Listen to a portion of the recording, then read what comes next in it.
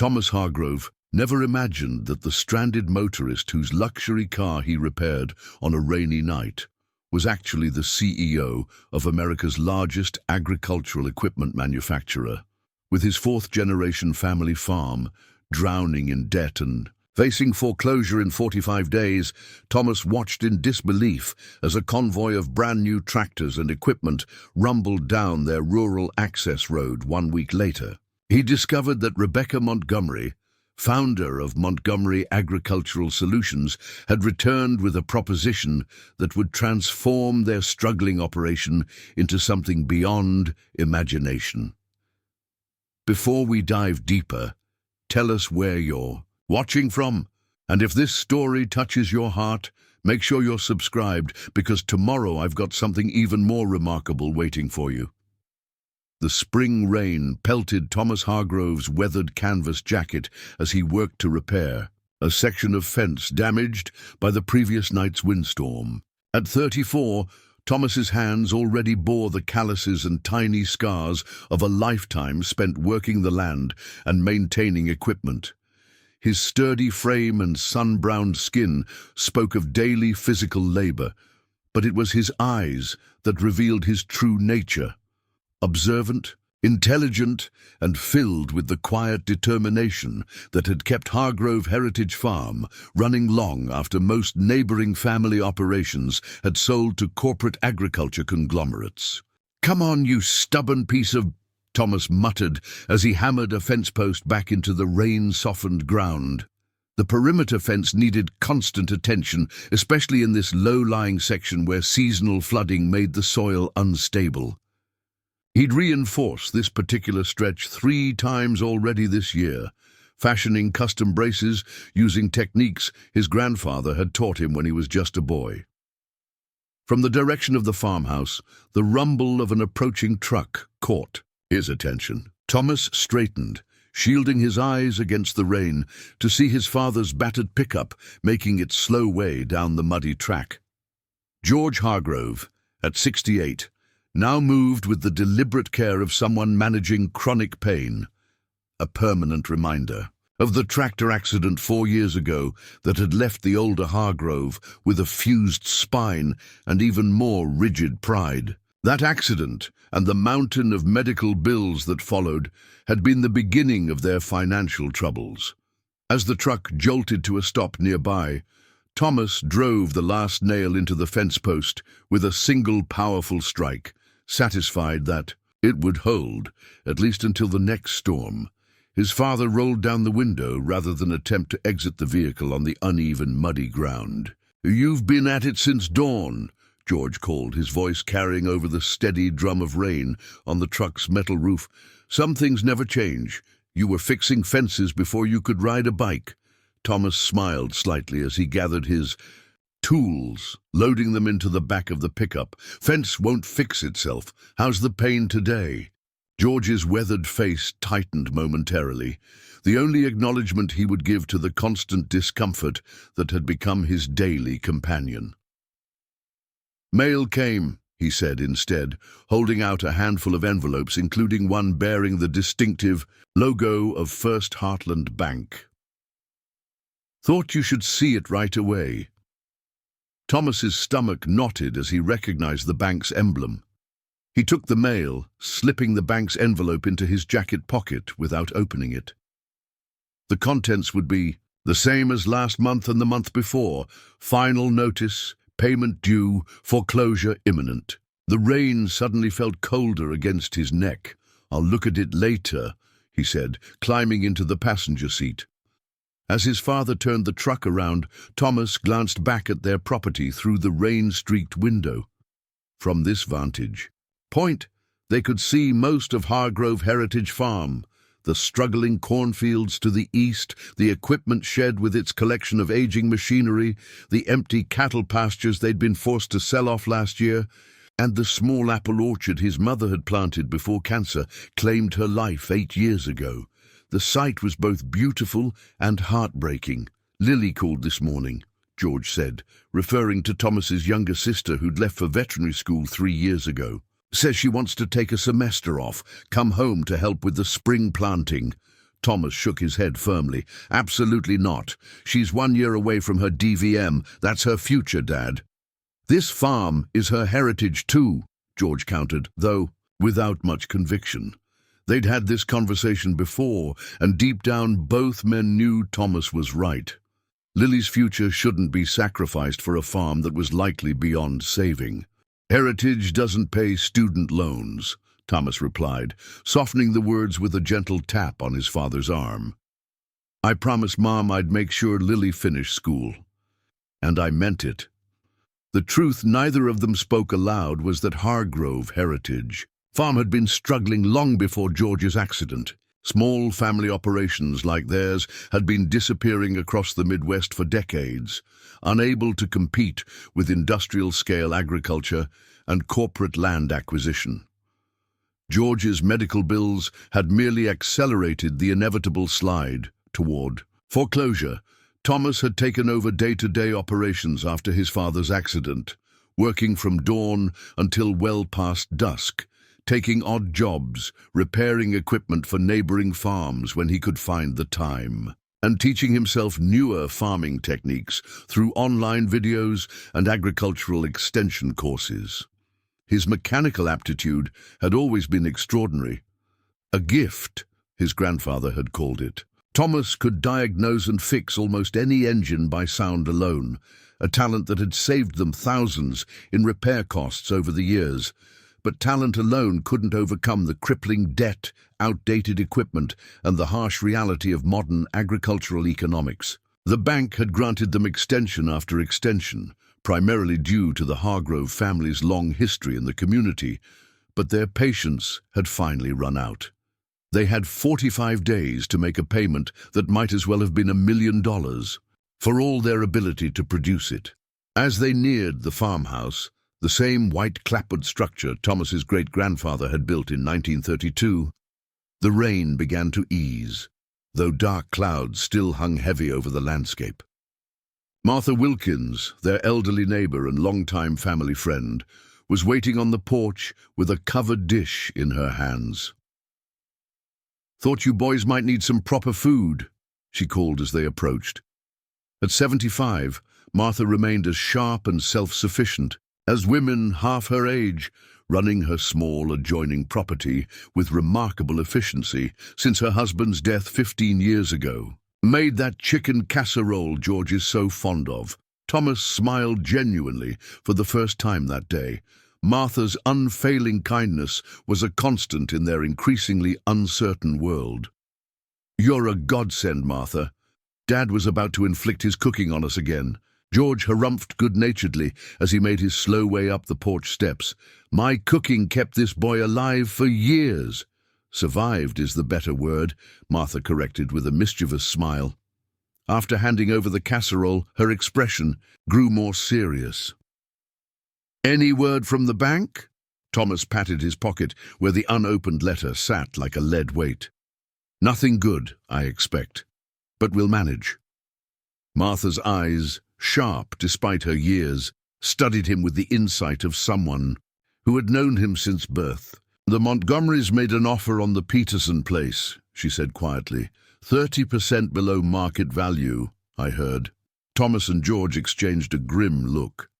Montgomery Agricultural Solutions had been systematically acquiring failing family farms throughout the county for the past 5 years, offering desperate farmers quick cash but at deeply discounted prices. The massive corporation, known for its cutting-edge farm equipment and industrial-scale operations, had been steadily expanding its land holdings across 3 states.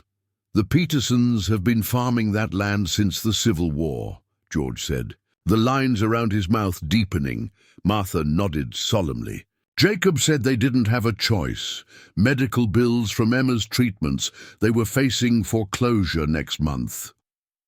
The parallels to their own situation hung unspoken in the air. Before the conversation could grow more somber, the distant sound of a car engine, clearly struggling, caught Thomas's attention. His head turned automatically toward the country road that passed their property, his ear instantly diagnosing the problem. Timing belt. likely slipping due to water exposure in this rain. Through the misty drizzle, they could see an expensive sedan pulled onto the shoulder about a quarter-mile down, hazard lights blinking pathetically against the grey afternoon. "Someone's having a bad day," Martha observed, following Thomas's gaze. Thomas glanced at the waiting dinner, mentally calculating how much time he could spare. The driver would have a difficult time finding assistance out here, the nearest service. Station was in Millerville, nearly 30 miles away, and notoriously unreliable with roadside assistance. "I'll be back in a bit," he said, already heading toward the equipment shed to grab his toolbox. "That timing belt won't fix itself." "Some things never change," George called after him, echoing his earlier comment. "You've been helping stranded motorists since you got your license." Thomas shrugged as he hefted his heavy toolbox. "Everyone needs help sometimes."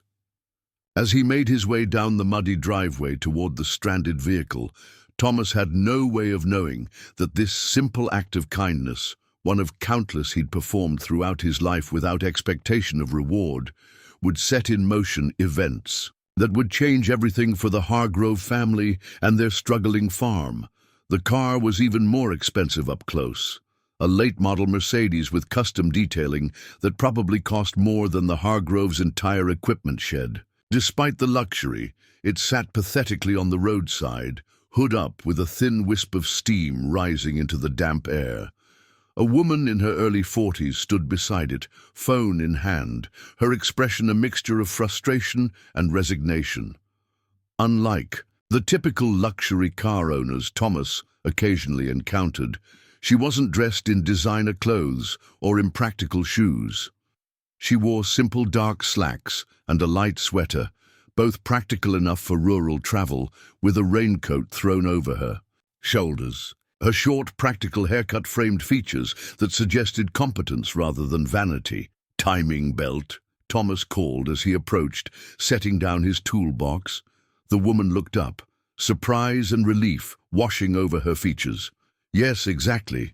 How did you know?" "The sound," Thomas replied simply, "plus the steam pattern. I'm Thomas Hargrove," he added, extending his hand. "My family's farm is just up the road." "Rebecca Montgomery," the woman responded, shaking his hand with a firm grip. "And I can't tell you how grateful I am to see you. Roadside assistance said it would be at least 3 hours, and I have a meeting in Claiborne this evening that I can't miss." Thomas nodded, already circling the car to assess the damage. The name Montgomery triggered something in his memory, but he couldn't immediately place it as he focused on the vehicle. Opening the hood fully, he confirmed his diagnosis: the timing. The belt had indeed slipped, likely due to water splashing up from the road. It was a common issue with this model in wet conditions, a design flaw the manufacturer had never fully addressed. "Should be a straightforward fix," he said, selecting a wrench from his toolbox. "Water from the road splashed up at just the wrong angle. Happens more often than the Mercedes people like to admit." Rebecca watched him work with evident interest. "You seem very knowledgeable about luxury cars for someone so far from a dealership." Thomas smiled slightly as he carefully adjusted the belt tension. "Engines are engines. The principles don't change much, whether it's a tractor or a Mercedes. I handle most of the mechanical work in the county, help supplement the farm income." "You're a farmer and a mechanic?" Rebecca asked, her tone curious rather than condescending. "Fourth generation," Thomas confirmed, focusing on properly realigning the belt. "Great-grandfather started Hargrove Heritage Farm during the Depression. We've diversified over the years, had to survive. But corn and soybeans are still our main crops." He paused, wondering why he was sharing so much with the stranger. Something about Rebecca Montgomery's direct gaze and attentive manner invited confidence. "And how is farming in this region?" she asked, her question carrying a weight that suggested more than casual interest. Thomas hesitated, rarely one to burden others with his problems. "Challenging," he finally said, a masterpiece of understatement. Small farms like ours are fighting an uphill battle against corporate operations, climate change, and economic realities.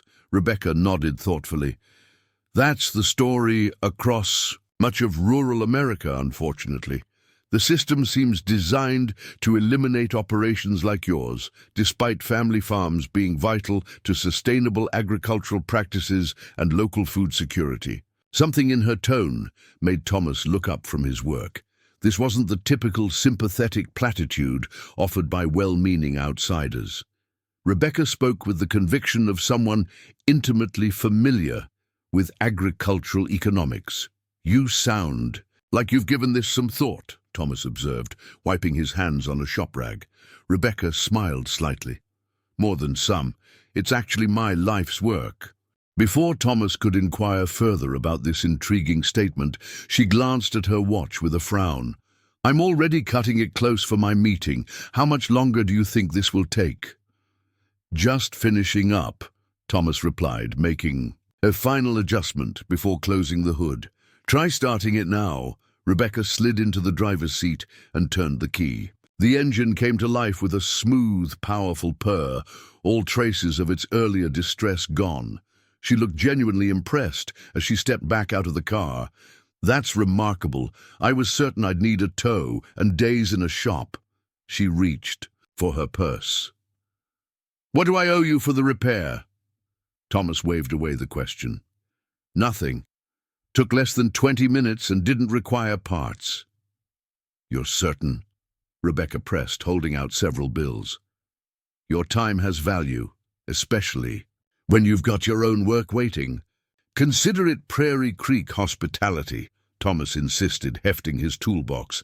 Just doing what my father and grandfather would have done. Rebecca studied him for a moment, then nodded slowly. Thank you, Thomas. That kind of principle seems increasingly rare these days. She handed him a business card instead of cash. If you're ever in Claiborne, I'd love to show you our operation there. Might interest someone with your mechanical aptitude. Thomas glanced at the card, and suddenly the name connection clicked into place. Rebecca Montgomery, CEO of Montgomery Agricultural Solutions, the very corporation buying up failing farms throughout the region, including the Petersons' place just last week. He looked up sharply, reassessing the woman before him. Montgomery Agricultural Solutions, he said, unable to keep a hint of coolness from his voice. Gee, you're expanding your land holdings in this area. If Rebecca noticed his change in tone, she didn't acknowledge it.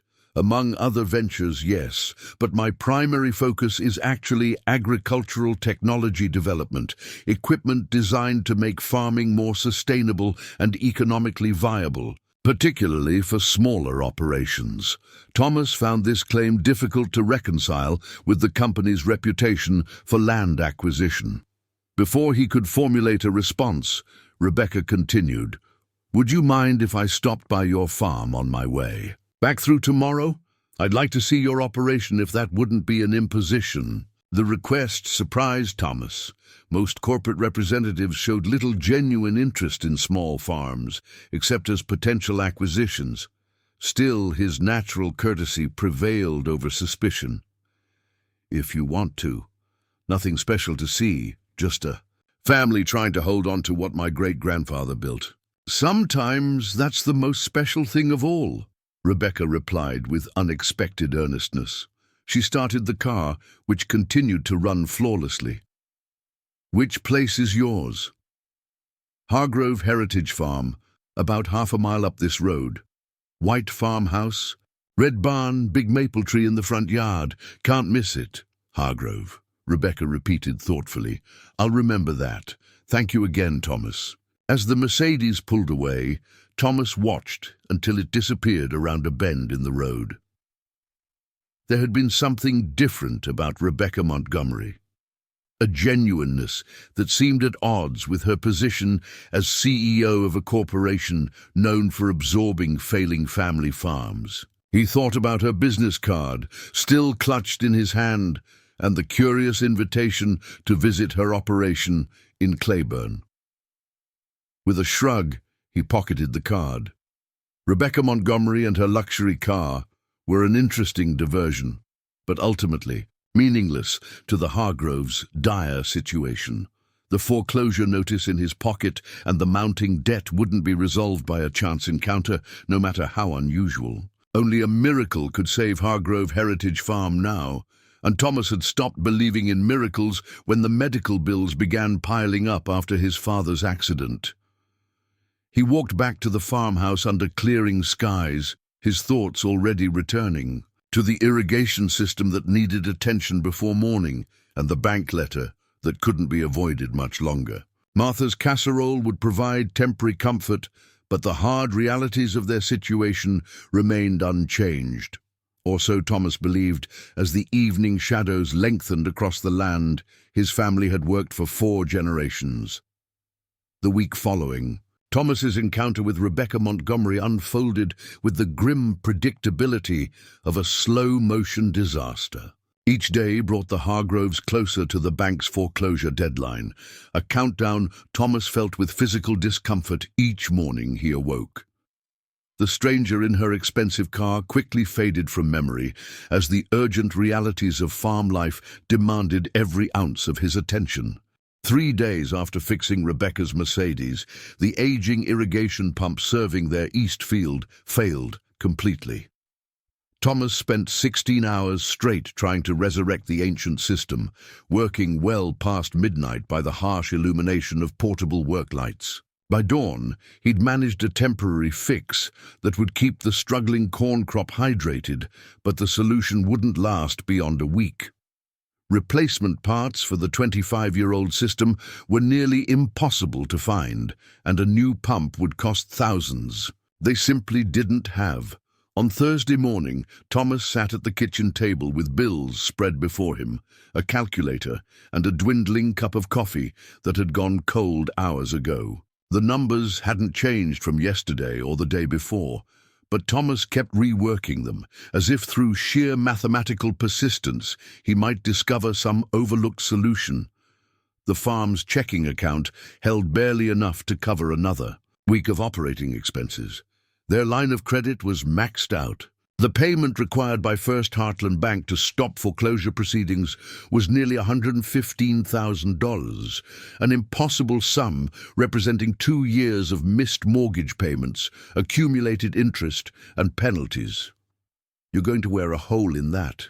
"On paper," George observed as he entered the kitchen, moving slowly with his cane. The early morning hours were always worst for his pain, before medication took effect and his damaged body warmed up. Thomas sighed, pushing away the calculator. Just trying to make sense of it. George eased himself into a chair across from his son. His eyes, still sharp despite everything his body had endured, took in the scattered bills with a farmer's practiced assessment of poor conditions. "Some things don't make sense, no matter how many times you count them." "I've been thinking about that offer from Montgomery," Thomas said carefully, watching his father's reaction.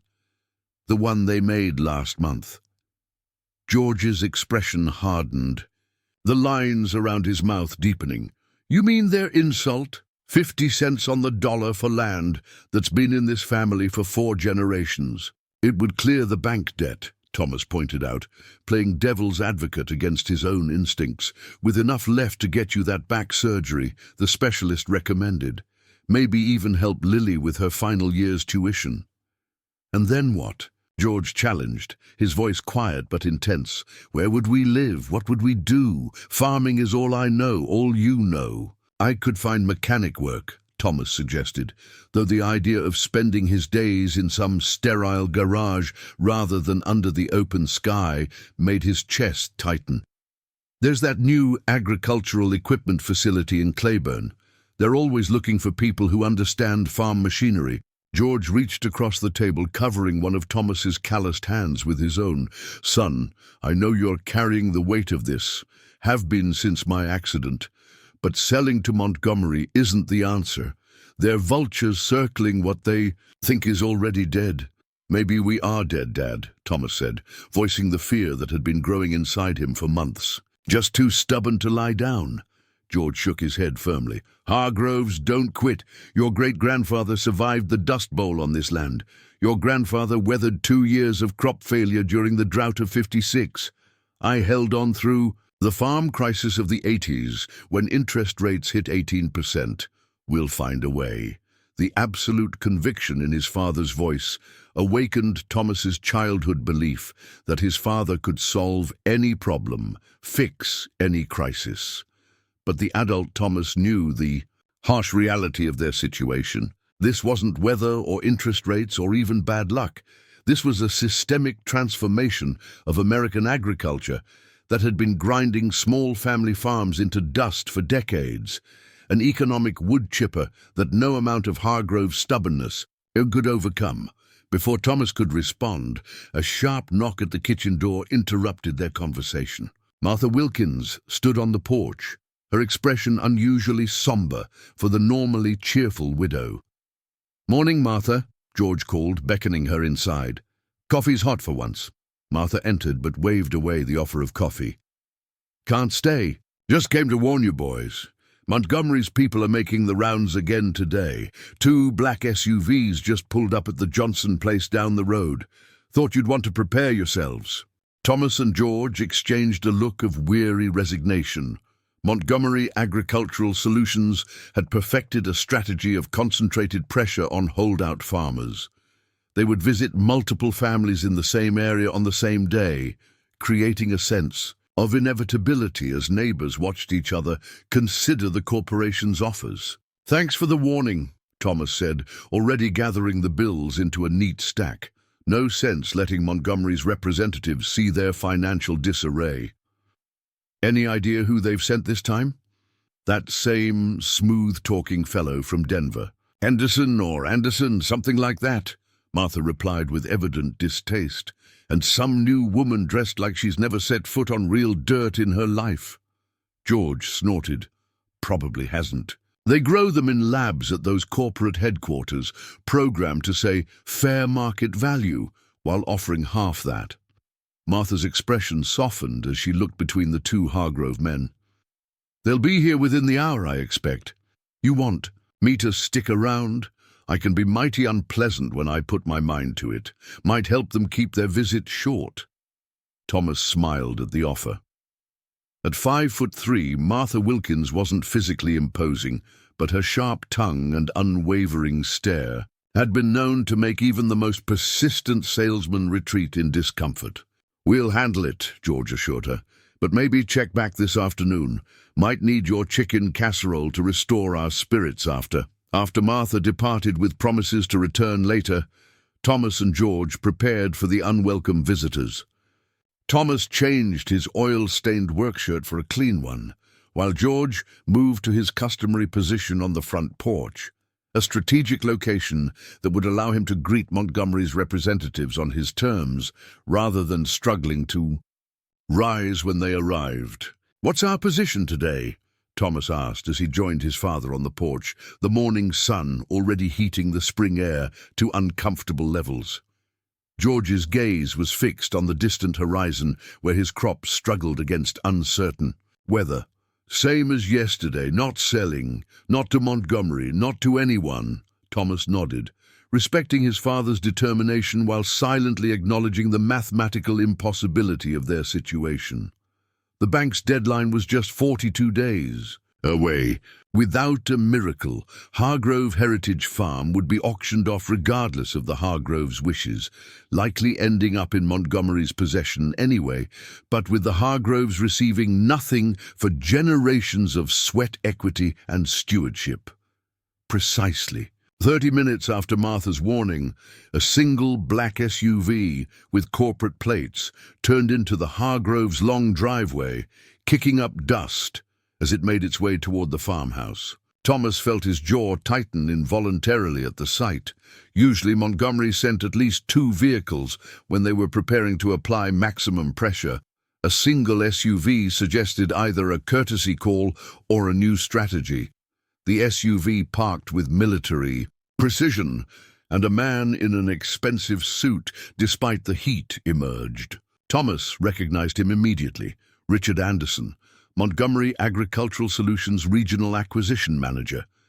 He'd made 2 previous visits to Hargrove Heritage Farm, each time increasing his insultingly low offer slightly, but never to anything approaching fair value.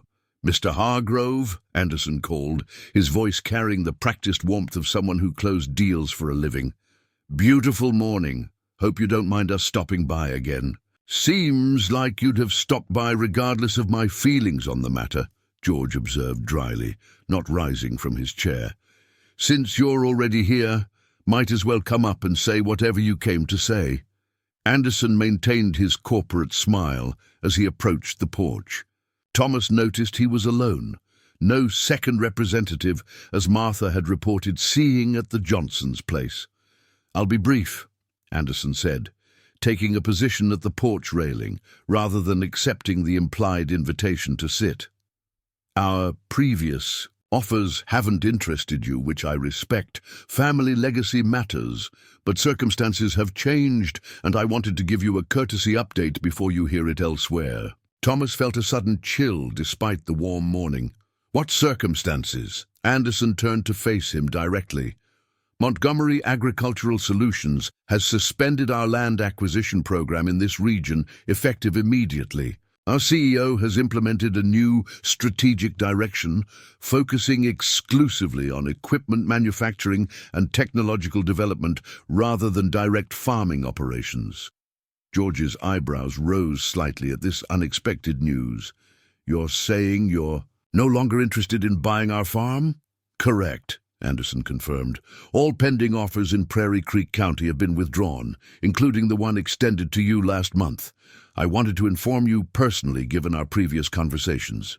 Thomas exchanged a puzzled glance with his father. This development made no sense given Montgomery's aggressive expansion over the past 5 years. Why the sudden change in strategy? Anderson's professional demeanor slipped slightly, revealing a hint of genuine confusion. "Direct order from CEO Montgomery herself. The announcement came yesterday, took everyone by surprise. All I know is that we're pivoting to focus on developing equipment specifically designed for small to mid-sized operations rather than consolidating farmland." He shrugged slightly. "Corporate priorities shift. I'm just the messenger." After a few more minutes of stilted conversation, Anderson departed, leaving Thomas and George to process this unexpected development. They watched the black SUV disappear down their driveway in silence. "What do you make of that?" Thomas finally asked, settling into the chair beside his father. George's weathered face was contemplative. "Not sure. Could be a negotiating tactic. Withdraw. The offer, let us sweat as the foreclosure date approaches, then come back with an even lower bid when we're desperate." Thomas nodded, his natural optimism tempered by years of watching corporate strategies unfold against family farmers. "Or they found easier targets in another county. Either way, it doesn't change our situation with the bank." Before George could respond, the distant sound of multiple vehicles caught their attention. Looking down their long driveway, Thomas was surprised to see not one, but several trucks approaching. Not the black SUVs of corporate representatives, but working vehicles, heavy-duty pickups pulling flatbed trailers loaded with what appeared to be farm equipment. "Are we expecting deliveries?" George asked, straightening in his chair. Thomas shook his head, equally confused. "Nothing I ordered." The lead truck pulled to a stop in front of their house, followed by the others forming a neat line in the circular driveway. Thomas counted 6 vehicles in total, each carrying significant pieces of agricultural equipment, all brand new from what he could see. From the lead truck emerged a familiar figure that took Thomas a moment to recognize out of context. Rebecca Montgomery, the stranded motorist he'd helped a week ago, was walking toward their porch, dressed in practical work clothes rather than the business attire she'd worn during their brief encounter. "Mr. Hargrove, Thomas," she called, approaching with confident strides. "I hope you don't mind an unexpected delivery." Thomas descended the porch steps, his confusion mounting. "Ms. Montgomery, this is..." Unexpected. Rebecca smiled, extending her hand to Thomas and then to George, who had made his way slowly to the edge of the porch. "I promised I'd stop by to see your operation. I've brought a few things that might interest you." George's expression remained cautious. "Your acquisition manager was just here, said Montgomery was no longer buying farmland." "That's correct," Rebecca confirmed. "We're redirecting our resources towards supporting existing family farms rather than consolidating them. In fact, that's why I'm here. She gestured to the trucks behind her, where drivers and associates were already beginning to unload equipment. "This is the first deployment of Montgomery Agricultural Solutions' new farm preservation initiative. We're providing next-generation equipment to selected family operations that demonstrate multi-generational commitment to sustainable farming practices." Thomas stared at the equipment being unloaded. A state-of-the-art irrigation system, precision planting equipment, soil monitoring technology, and what appeared to be a completely new compact tractor with specialized attachments. Even at a glance, he could tell the combined value exceeded $300,000, nearly 3 times what they owed the bank. "I don't understand," he said finally, turning back to Rebecca. "Why us? Why this?" Rebecca's expression grew more personal, less corporate. "Remember, when I said my life's work involved agricultural sustainability, my grandfather lost his family farm during the 1980s farm crisis. 3 generations of knowledge and tradition wiped out by economic forces beyond his control. I founded Montgomery not just to build agricultural equipment, but to find ways to preserve family farming knowledge." She gestured toward Thomas. "When you fixed my car last week, refusing payment for helping a stranger, you demonstrated the exact values that built American agriculture: community support, practical knowledge, and integrity." Then I researched Hargrove Heritage Farm and discovered 4 generations of innovation and adaptation. Your great-grandfather's soil conservation techniques during the Dust Bowl are still taught in agricultural schools. Your grandfather's water management system was ahead of its time. George's expression softened slightly, pride momentarily displacing suspicion.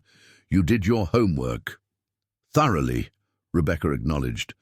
"The Farm Preservation Initiative identifies family operations with significant historical contributions to agricultural practice and provides them with the technology they need to remain viable in today's economy. Hargrove Heritage Farm isn't just the first recipient in this region, it's the prototype for the entire program." Thomas watched as her team efficiently unloaded equipment, positioning it carefully in their yard. "This looks like charity, Ms. Montgomery. Hargroves don't accept handouts." Rebecca shook her head firmly. "Not charity, partnership. This equipment comes with 2 conditions. First, you'll provide detailed feedback on performance, helping us refine designs specifically for family-scale operations. Second, you'll allow the farmers to observe the equipment in action through quarterly open houses. Your practical knowledge, combined with our engineering expertise, benefits both parties." She handed Thomas a folder containing documents. "This outlines the proposed partnership, including immediate debt resolution. Montgomery will clear your outstanding mortgage with First Heartland Bank and establish new, favorable financing arrangements directly with your family." She paused. "We're investing in your expertise, not acquiring your land." Thomas met his father's eyes, seeing his own cautious hope reflected back. For the first time in years, a path forward seemed possible. Not an escape from their heritage, but a way to preserve it. "Why not just tell me this when I fixed your car?" Thomas asked, still processing the dramatic reversal in their fortunes. Rebecca smiled slightly. "Would you have believed me? A corporate CEO, claiming to want to help, rather than acquire? I needed to see your operation firsthand, confirm what my research suggested about Hargrove Heritage Farm's significance to agricultural history in this region." She gestured to a technician who was unfolding diagrams of their property. "We've already mapped your irrigation needs based on satellite imaging. Installation can begin today if you're amenable. The soil monitoring system would follow tomorrow, with the full equipment suite operational within a week." George made his way carefully down the porch steps, approaching the nearest piece of equipment. A precision seed planter with advanced technology that Thomas had only read about in farm journals. He ran his hand along its frame with the appreciation of someone who had spent a lifetime working with machinery. "This partnership," George said finally, turning back to Rebecca. "What happens when you've collected your data and moved on to the next innovative approach? Are we left with expensive systems we can't maintain and debt we've merely transferred from the bank to your corporation?" "The Farm Preservation Initiative is structured as a minimum 10-year partnership," Rebecca explained, seemingly appreciating George's directness, "with guaranteed technical support and system upgrades throughout that period. The debt restructuring isn't a temporary measure. It permanently replaces your current mortgage with terms that recognize the realities of agricultural income cycles. After the initial decade, you have options. Continue the partnership, purchase the technology outright at depreciated value, or transition to standard commercial arrangements." George's weather-beaten face remained skeptical. "And if the farm fails despite all this support?" "It won't," Rebecca stated with quiet confidence. "But our agreement includes protective clauses for both parties. If unforeseen circumstances make the farm unviable despite our technology, extreme weather events, for instance, you're protected from personal liability beyond the property itself. We shoulder that risk alongside you." Thomas, who had been mentally calculating throughout the conversation, finally voiced the question foremost in his mind. "This sounds like $1 million investment on your part, Miss Montgomery. Why choose our farm? There must be dozens of operations in similar positions across the Midwest. What makes Hargrove Heritage Farm worth such an extraordinary effort?" The question hung in the air for a moment, and Thomas noticed several members of Rebecca's team glancing toward her with curious expressions, as if they too were interested in her answer. Rebecca set her clipboard down carefully, her expression becoming more personal than professional. "Do you remember what you said when I tried to pay you for fixing my car, Thomas?" Thomas frowned slightly. "That it was just Prairie Creek hospitality? That my father and grandfather would have done the same?" "Exactly," Rebecca nodded. "That moment revealed something about Hargrove Heritage Farm that no financial statement or soil analysis could show: the character of the people operating it. When I returned to our headquarters and described my experience, I had researchers look into your farm's history. 4 generations on the same land, weathering everything from the Dust Bowl to the '80s farm crisis, consistent adoption of improved methods within your financial constraints, community leadership during times of hardship." She leaned forward slightly, her expression earnest. "Montgomery's mission isn't just developing technology. It's preserving the multi-generational knowledge that makes American agriculture exceptional. That knowledge exists primarily on family farms like yours, and it's being lost as operations fold under financial pressure. The Farm Preservation Initiative is designed to save not just farms, but farming traditions and expertise." A thoughtful silence settled over the farmyard as the Hargroves absorbed this unexpectedly personal rationale. Thomas found himself staring out at their fields, seeing them through new eyes, not as failing crops on land about to be lost, but as the physical embodiment of a legacy that might actually have value beyond their small family circle. Martha Wilkins, who had returned as promised and been watching the proceedings from a respectful distance, finally approached. "Well, I never thought I'd live to see the day when a corporation did something that wasn't pure self-interest," she said, studying Rebecca with frank assessment. "What's the catch, Miss Montgomery? There's always a catch." Rebecca smiled at the elderly woman's directness. The catch, as you put it, Miss Wilkins, is that we need the Hargroves as much as they need us. Modern agriculture has created a dangerous monoculture, not just in crops, but in knowledge. When family farms disappear, centuries of practical wisdom disappear with them.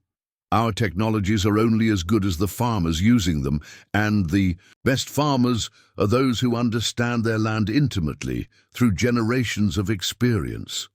Martha's eyes narrowed slightly.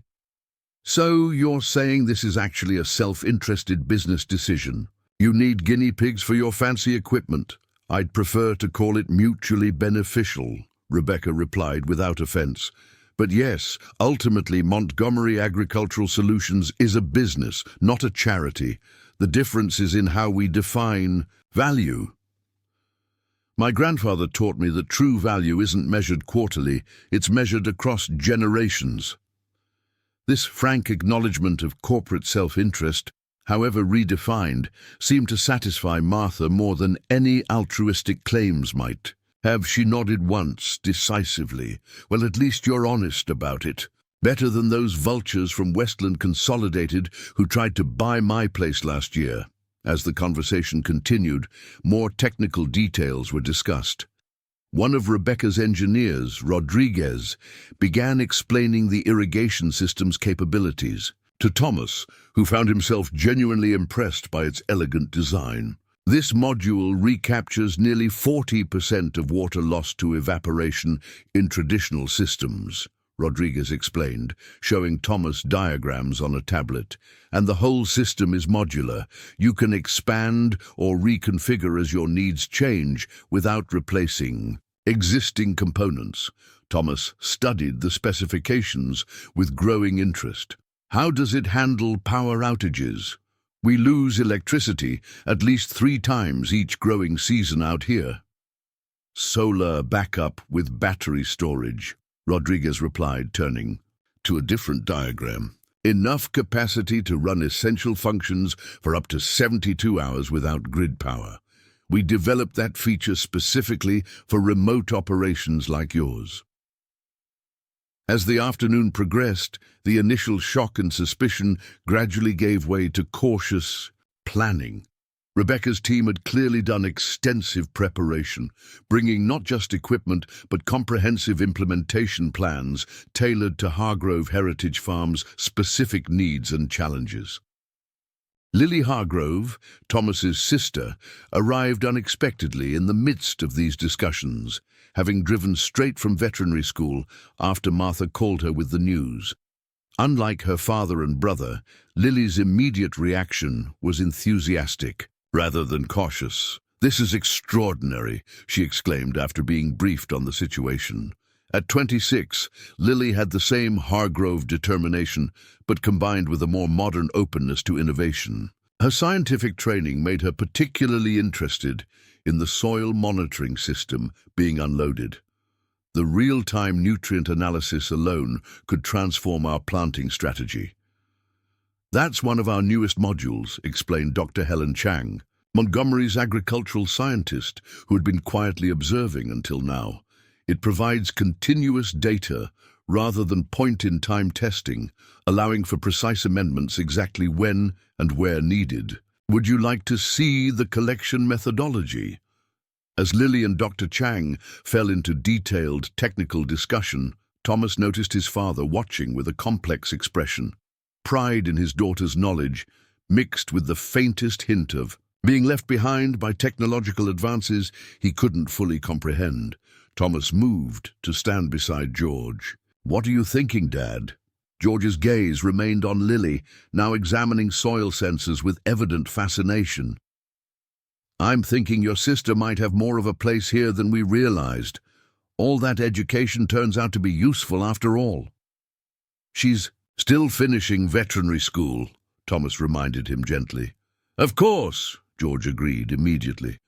"But after, this farm could use a doctor of veterinary medicine if we're going to rebuild the livestock operation. Her knowledge combined with this new technology, He trailed off, and Thomas realized with a start that his father was, for the first time in years, thinking beyond mere survival to the possibility of growth and renewal.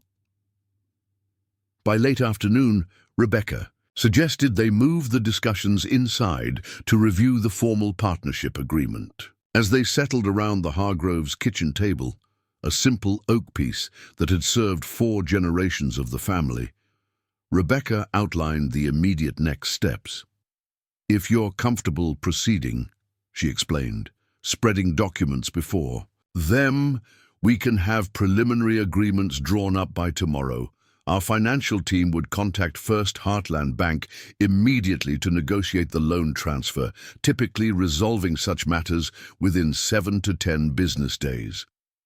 "And the equipment installation?" Thomas asked, mentally prioritizing their most urgent needs. "The irrigation system is ready for immediate deployment," Rodriguez replied.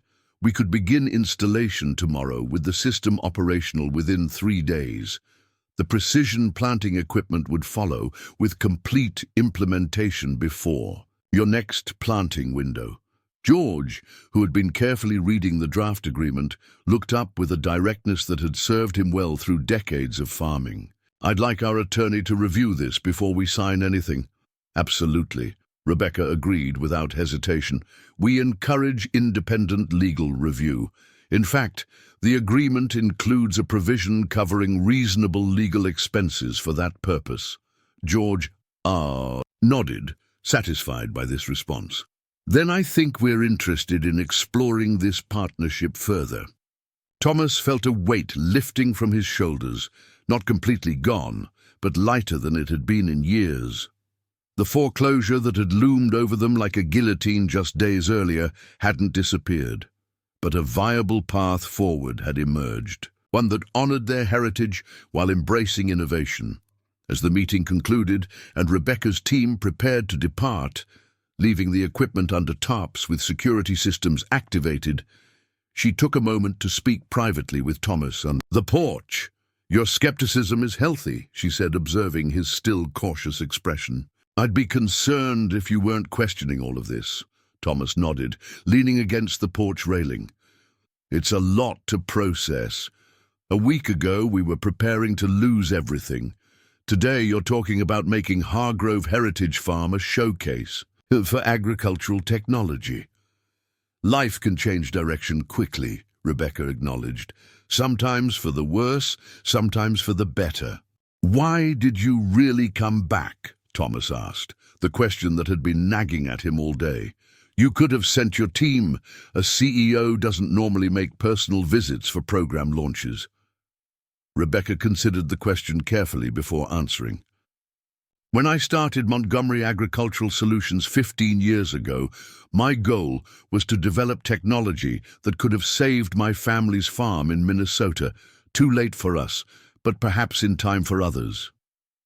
Along the way, that mission became surrounded by corporate structures, investor expectations, and market considerations. She gestured toward Thomas's father, visible through the window, talking animatedly with Lily about the farm's future. "Meeting you and your father, seeing how you fought to maintain this place against impossible odds, reminded me viscerally of why I started this work. When you refused payment for fixing my car, it was like hearing my grandfather's voice again." Thomas was struck by the genuine emotion in her typically composed demeanor. "So this partnership isn't just about saving Hargrove Heritage Farm? It's about recommitting Montgomery to its founding mission through direct action rather than corporate." "Platitudes," Rebecca confirmed. "Your farm is the first but not the last. We're identifying similar operations across the country. Family farms with significant historical contributions and the determination to continue despite economic pressures." As Rebecca's convoy prepared to depart, leaving behind the equipment that would transform their operation and a thick folder of documents detailing the proposed partnership, the Hargrove family gathered once more on the porch. Martha had stayed for dinner, bringing out her special occasion peach cobbler that usually only appeared at holidays and weddings. Well, Martha said as they watched the last Montgomery vehicle disappear down their driveway, I've seen a lot of changes in Prairie Creek County over my 75 years, but nothing quite like this. Do you think it's real? Lily asked, voicing the doubt they all still harbored to some degree. Could this actually save the farm? George sat down his dessert plate, his expression serious but not defeated. I've seen a lot of promises come and go in my years of farming. Most amounted to nothing. He paused, considering his words carefully. But this feels different. There's substance behind it. Real technology, real funding, real expertise. What about you, Thomas? Lily turned to her brother. You've been keeping this place running by sheer force of will. What's your gut telling you? Thomas looked out. Over the darkening fields, the land his ancestors had worked for generations. My gut says we'd be fools not to explore this fully. Between the bank deadline and our equipment situation, we've run out of conventional options. But I'm not signing anything until our lawyer reviews every detail. Too much is at stake. George nodded approvingly at his son's caution. Agreed. We'll read every word of those agreements, ask every question, verify every claim. But for the first time in months, I feel like we might actually have a fighting chance. The hint of a smile softened his weathered features. And that's worth something, even if it's just a better night's sleep than I've had in a long while. As darkness settled fully over Hargrove Heritage Farm, Thomas stood alone by the equipment shed, running his hand along the sleek frame of the new irrigation controller. Tomorrow would bring lawyers, documents, and the sobering reality of committing to a partnership that would fundamentally change their operation. But tonight, for the first time since the bank's final notice arrived, he allowed himself to imagine a future where Hargrove Heritage Farm not only survived but thrived, transformed by technology, yet still firmly rooted in the family legacy of determination, adaptation, and unwavering commitment to the land they called home.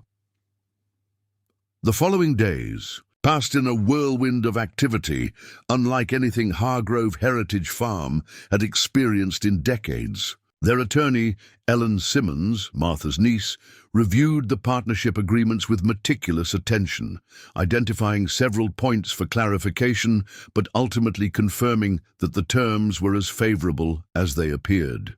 In 22 years of practicing agricultural law, I've never seen a corporate agreement this balanced, Ellen told them during their final review session. They're serious about this being a partnership rather than an acquisition strategy. With the legal review complete, the Hargroves signed the agreements on Wednesday morning. By Wednesday afternoon, Montgomery's financial team had contacted First Heartland Bank, initiating the process to transfer and restructure the Hargroves' debt. The bank, initially skeptical, became remarkably cooperative when Montgomery Agricultural Solutions guaranteed the full loan amount. Installation of the new equipment began immediately. Thomas worked alongside Rodriguez and the technical team, his mechanical aptitude allowing him to quickly grasp the operational principles of systems far more advanced than anything he'd previously encountered. His practical knowledge of their specific land challenges proved invaluable to the installation team, resulting in several on-the-spot modifications that improved performance beyond the engineer's original specifications. You should patent that.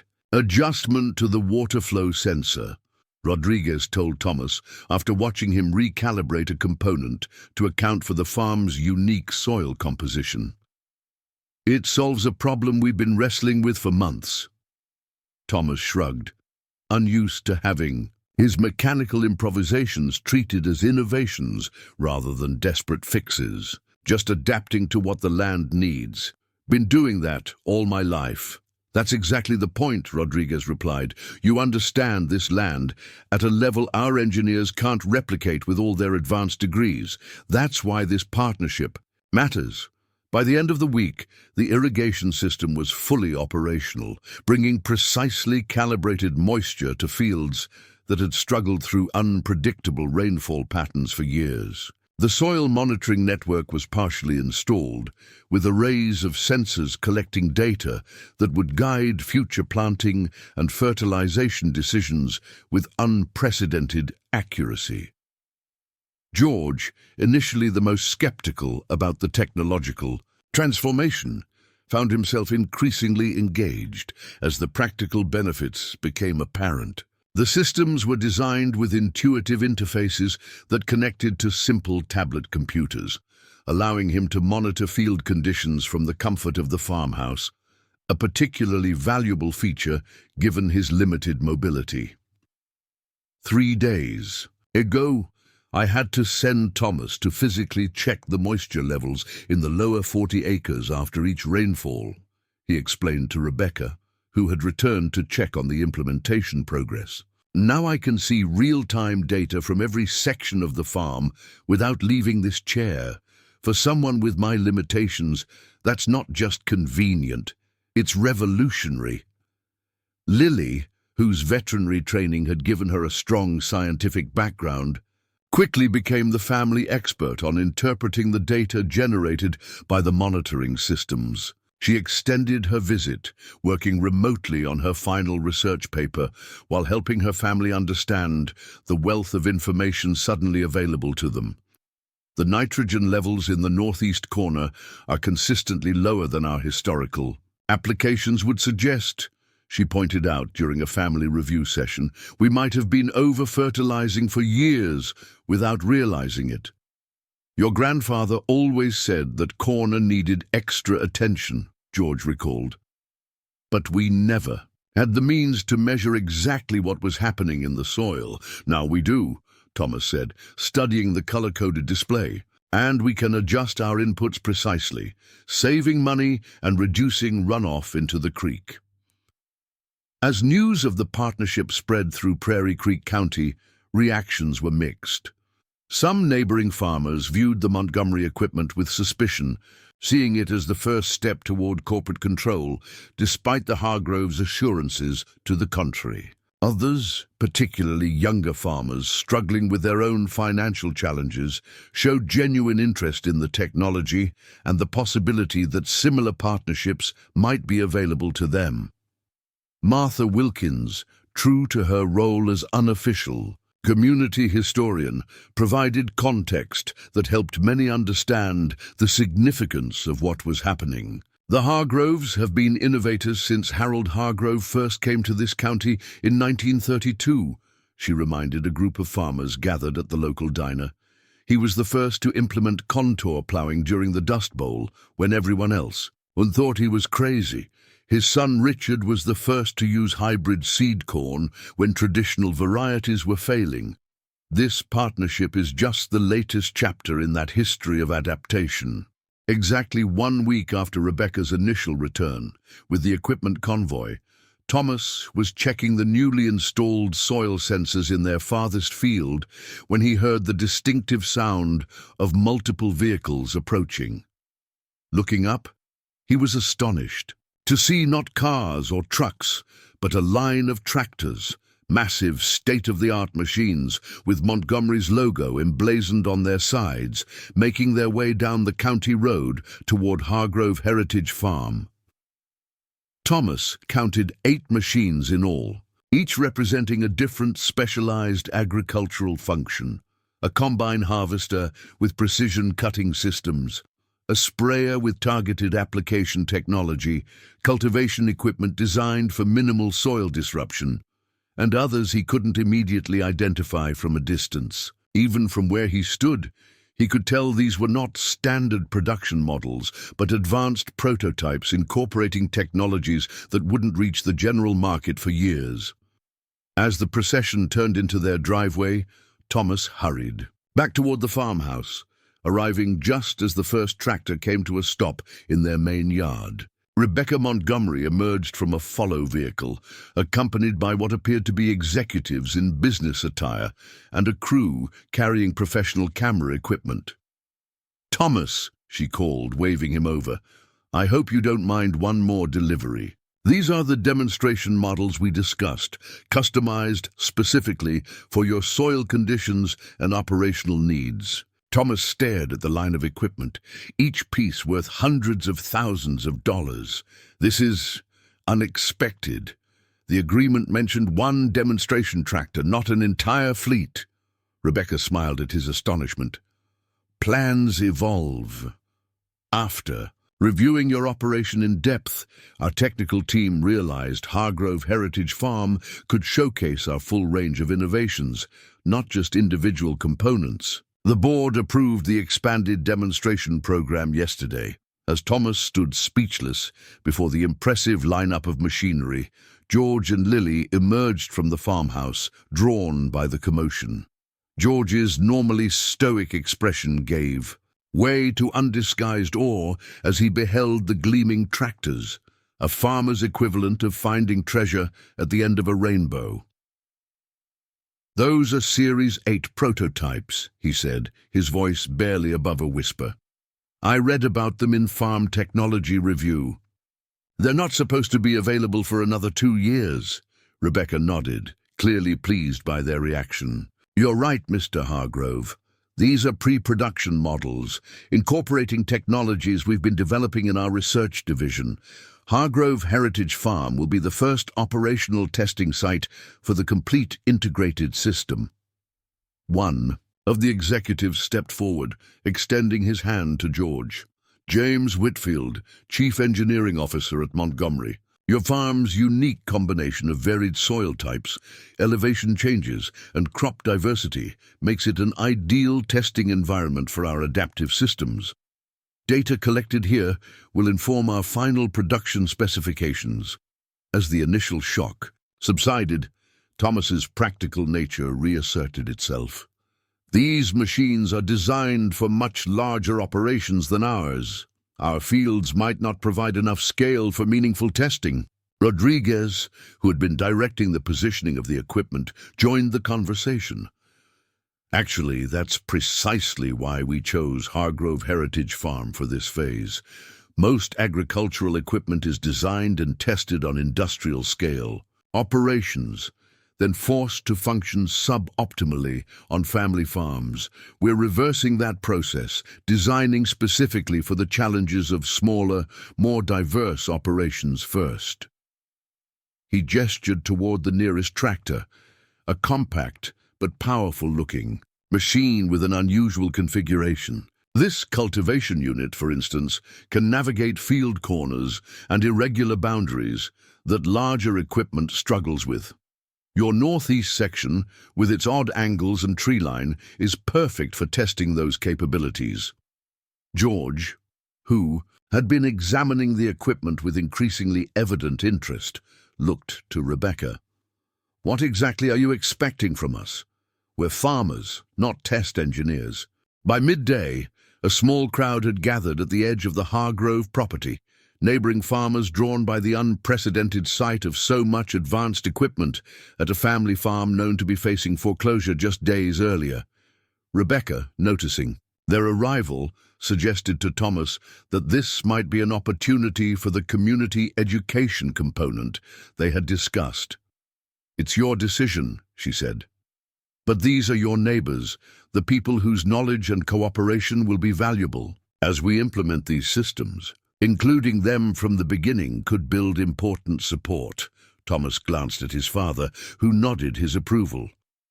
"Hargroves have been hosting community equipment demonstrations since my grandfather's day. No reason to stop now." With the Hargrove's permission, Rebecca invited the neighbors onto the property, where Rodriguez and the technical team began explaining the equipment and the partnership it represented. The initial skepticism was palpable, particularly from older farmers, who had watched countless corporate initiatives come and go, usually to the detriment of family operations. "So Montgomery's using the Hargroves as guinea pigs," stated Harold Johnson, whose family had farmed adjacent land for 3 generations. "What happens when you're done with your testing and move on to the next project?" Rebecca addressed the concern directly. The Farm Preservation Initiative isn't a short-term project, Mr. Johnson. It's a fundamental shift in our business model, from land acquisition to technological partnership with family farms. The agreement with the Hargroves is for a minimum of 10 years, with options to extend or modify based on mutual benefit. And if these fancy machines break down, another farmer challenged, we all know what happens when you need specialized repairs out here, weeks of waiting while crops rot in the field. James stepped forward to address this concern. Every piece of equipment includes remote diagnostic capabilities that can identify problems before they cause breakdowns. But more importantly, we've designed these systems to be serviceable with standard tools by farmers with basic mechanical knowledge. He turned to Thomas. Mr. Hargrove here identified several improvements to our maintenance access points during the irrigation installation that we've already incorporated into these models. The days of equipment that only factory technicians can repair are ending, at least for Montgomery equipment. As the afternoon progressed, the mood gradually shifted from skepticism to cautious interest. When Thomas demonstrated how easily he could access and service the inner workings of the new combine, something impossible with conventional equipment of similar capability, several farmers exchanged impressed glances. Lily, observing the interactions, with the perspective of someone who had left the community for education and returned, pulled Thomas aside during a break in the demonstrations. "Do you realize what's happening here?" she asked quietly, nodding toward where their father was engaged, in animated conversation with neighbors who had barely spoken to him since his accident. "This isn't just about saving our farm anymore. It's about redefining what's possible for family agriculture in this entire region." Thomas followed her gaze, struck by how energized George appeared, more like his pre-accident self than Thomas had seen in years. "Dad looks 10 years younger today."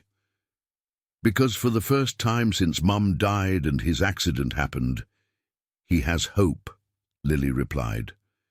"Not just for survival, but for a future where his knowledge matters again." As the impromptu community gathering continued, Martha Wilkins arrived with several other neighbors, all bearing covered dishes and drinks. "Figured if you're hosting the biggest farm event Prairie Creek has seen in 30 years, you might need some refreshments," she announced, setting down her contributions on a hastily arranged table. What had begun as a simple equipment delivery transformed into something approaching a community celebration. As food was shared and equipment examined, conversation flowed more freely. Younger farmers, less burdened by historical skepticism, asked increasingly detailed questions about the technology and the possibility of similar partnerships for their own struggling operations. Rebecca, observing this organic community building, confided to Thomas, "This is actually proceeding better than our most optimistic projections. We expected much more resistance." Thomas considered this as he watched his neighbors examining the equipment. People around here are practical above all else. They can recognize a viable solution when they see it, regardless of where it comes from. By late afternoon, the formal demonstrations concluded, though many neighbors lingered, continuing conversations with the Montgomery team and among themselves. As the crowd gradually dispersed and the technical crew began securing the equipment, for the night, Rebecca drew the Hargrove family aside. "There's one more aspect of the partnership I'd like to discuss," she said, leading them toward the farmhouse porch for privacy. "Our marketing team has proposed a documentary series following the transformation of Hargrove Heritage Farm through the seasons, showing how traditional farming knowledge combines with next-generation technology to create a model for sustainable family agriculture." George's expression immediately turned cautious. "You want to make our farm some kind of reality show?" "Nothing so intrusive," Rebecca assured him. "The concept is educational. Quarterly visits to document specific aspects of the agricultural cycle, with you and Thomas explaining how the technology integrates with your generational knowledge of this land. She handed them a preliminary outline. The content would be used primarily for agricultural education and industry presentations, though some material might be developed for broader audiences to help change public perception of family farming. Thomas scanned the proposal with mixed feelings. While the concept seemed worthwhile, the idea of their private struggles and adaptation being filmed for others to observe felt uncomfortable. "I'm not sure we're the right family for this.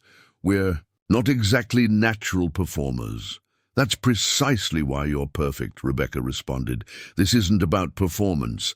It's about authenticity. Your family's straightforward approach to challenges, your deep connection to this land, and your willingness to adapt while maintaining core values is exactly what we want to showcase." Lily, who had been reviewing the outline more thoroughly, looked up with interest.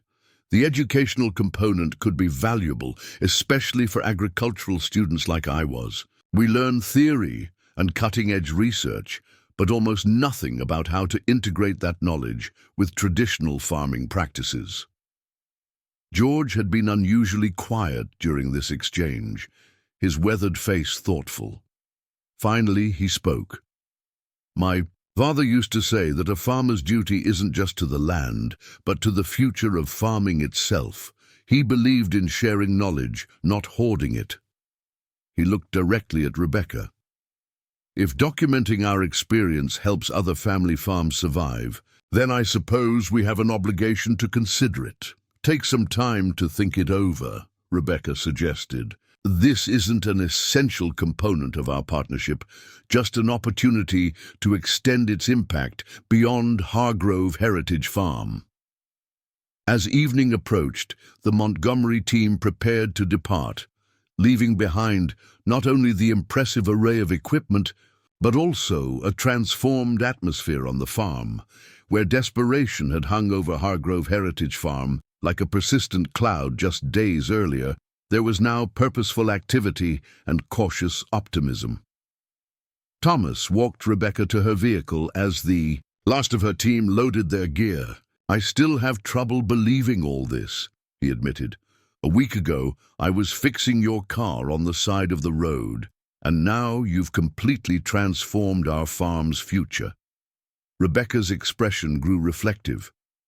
"Sometimes the smallest interactions reveal the most important truths. When you refused payment for helping me, a stranger who represented the very corporate world that was threatening your farm, it demonstrated something essential about you and your family." She gestured toward the equipment yard, where the new machines stood in neat formation, gleaming in the evening sun. "Advanced technology is valuable, but without the human values that guide its application, it's just expensive metal. What I saw in you was the perfect complement to Montgomery's technical capabilities, generational knowledge guided by principles of stewardship and community.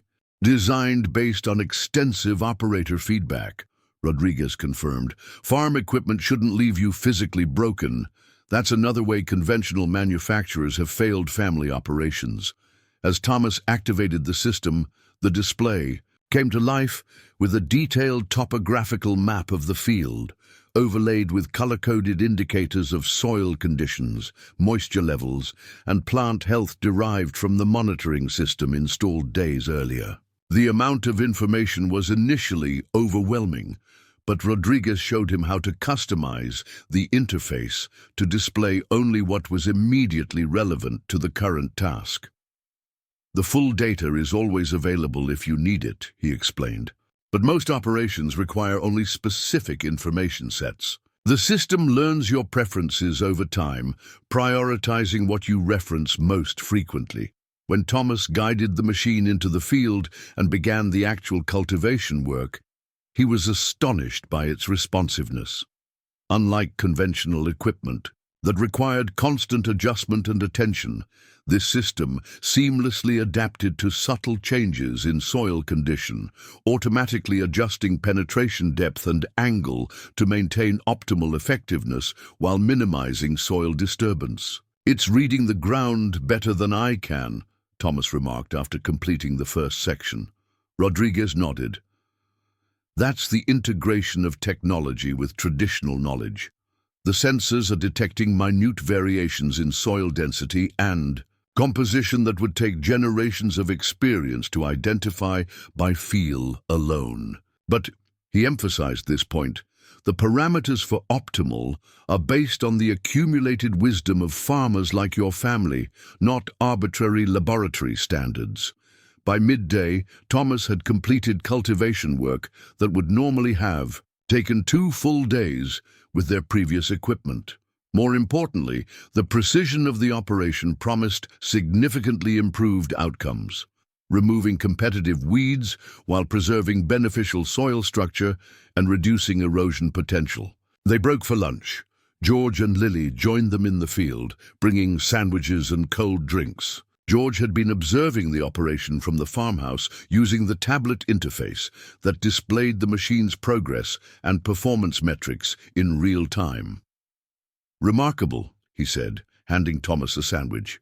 "You cultivated around the drainage pattern in the southwest corner without me having to remind you. Usually I have to flag that section so you don't disrupt the natural water flow." "Wasn't me," Thomas admitted. "The system identified the drainage pattern automatically and adjusted its approach. Apparently, it can detect subtle topographical features that affect water movement." George's eyebrows rose in surprise. "That drainage pattern isn't visible to the naked eye.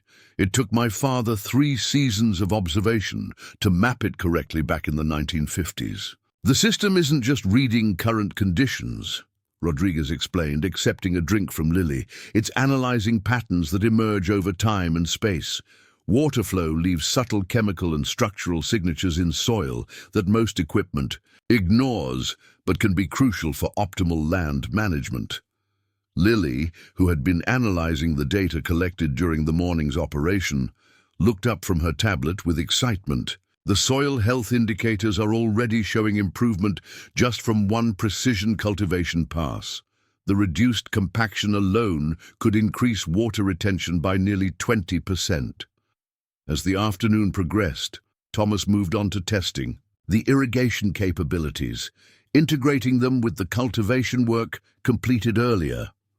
The system deployed water with remarkable precision, adjusting flow rates and dispersion patterns based on the specific needs of different field sections. Areas with higher clay content received gentler, more prolonged application, while sandier sections got more intense but briefer irrigation to prevent runoff and nutrient leaching.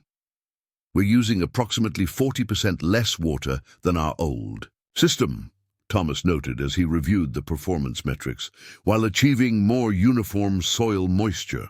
Rodriguez nodded. "That's typical of the initial efficiency improvements.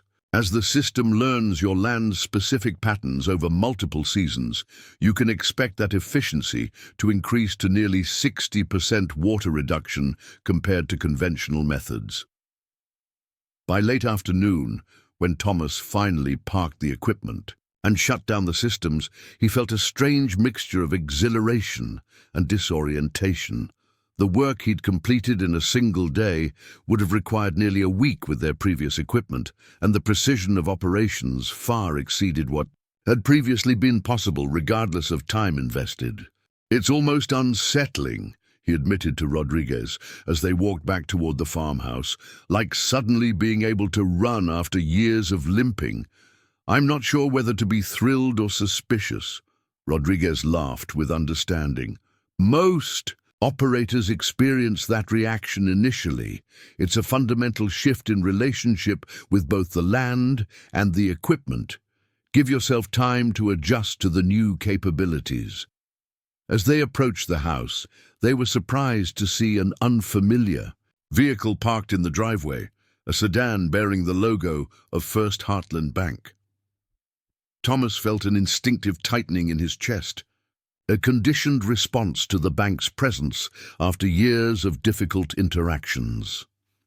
Inside, they found George at the kitchen table with James Williamson, the bank's regional agricultural lending manager who had been the primary contact during their foreclosure proceedings. Unlike his previous visits, which had been characterized by grim professionalism, Williamson appeared almost uncomfortably enthusiastic. "Thomas! There you are," he called as Thomas entered. "I was just telling your father how excited we are about the Montgomery partnership.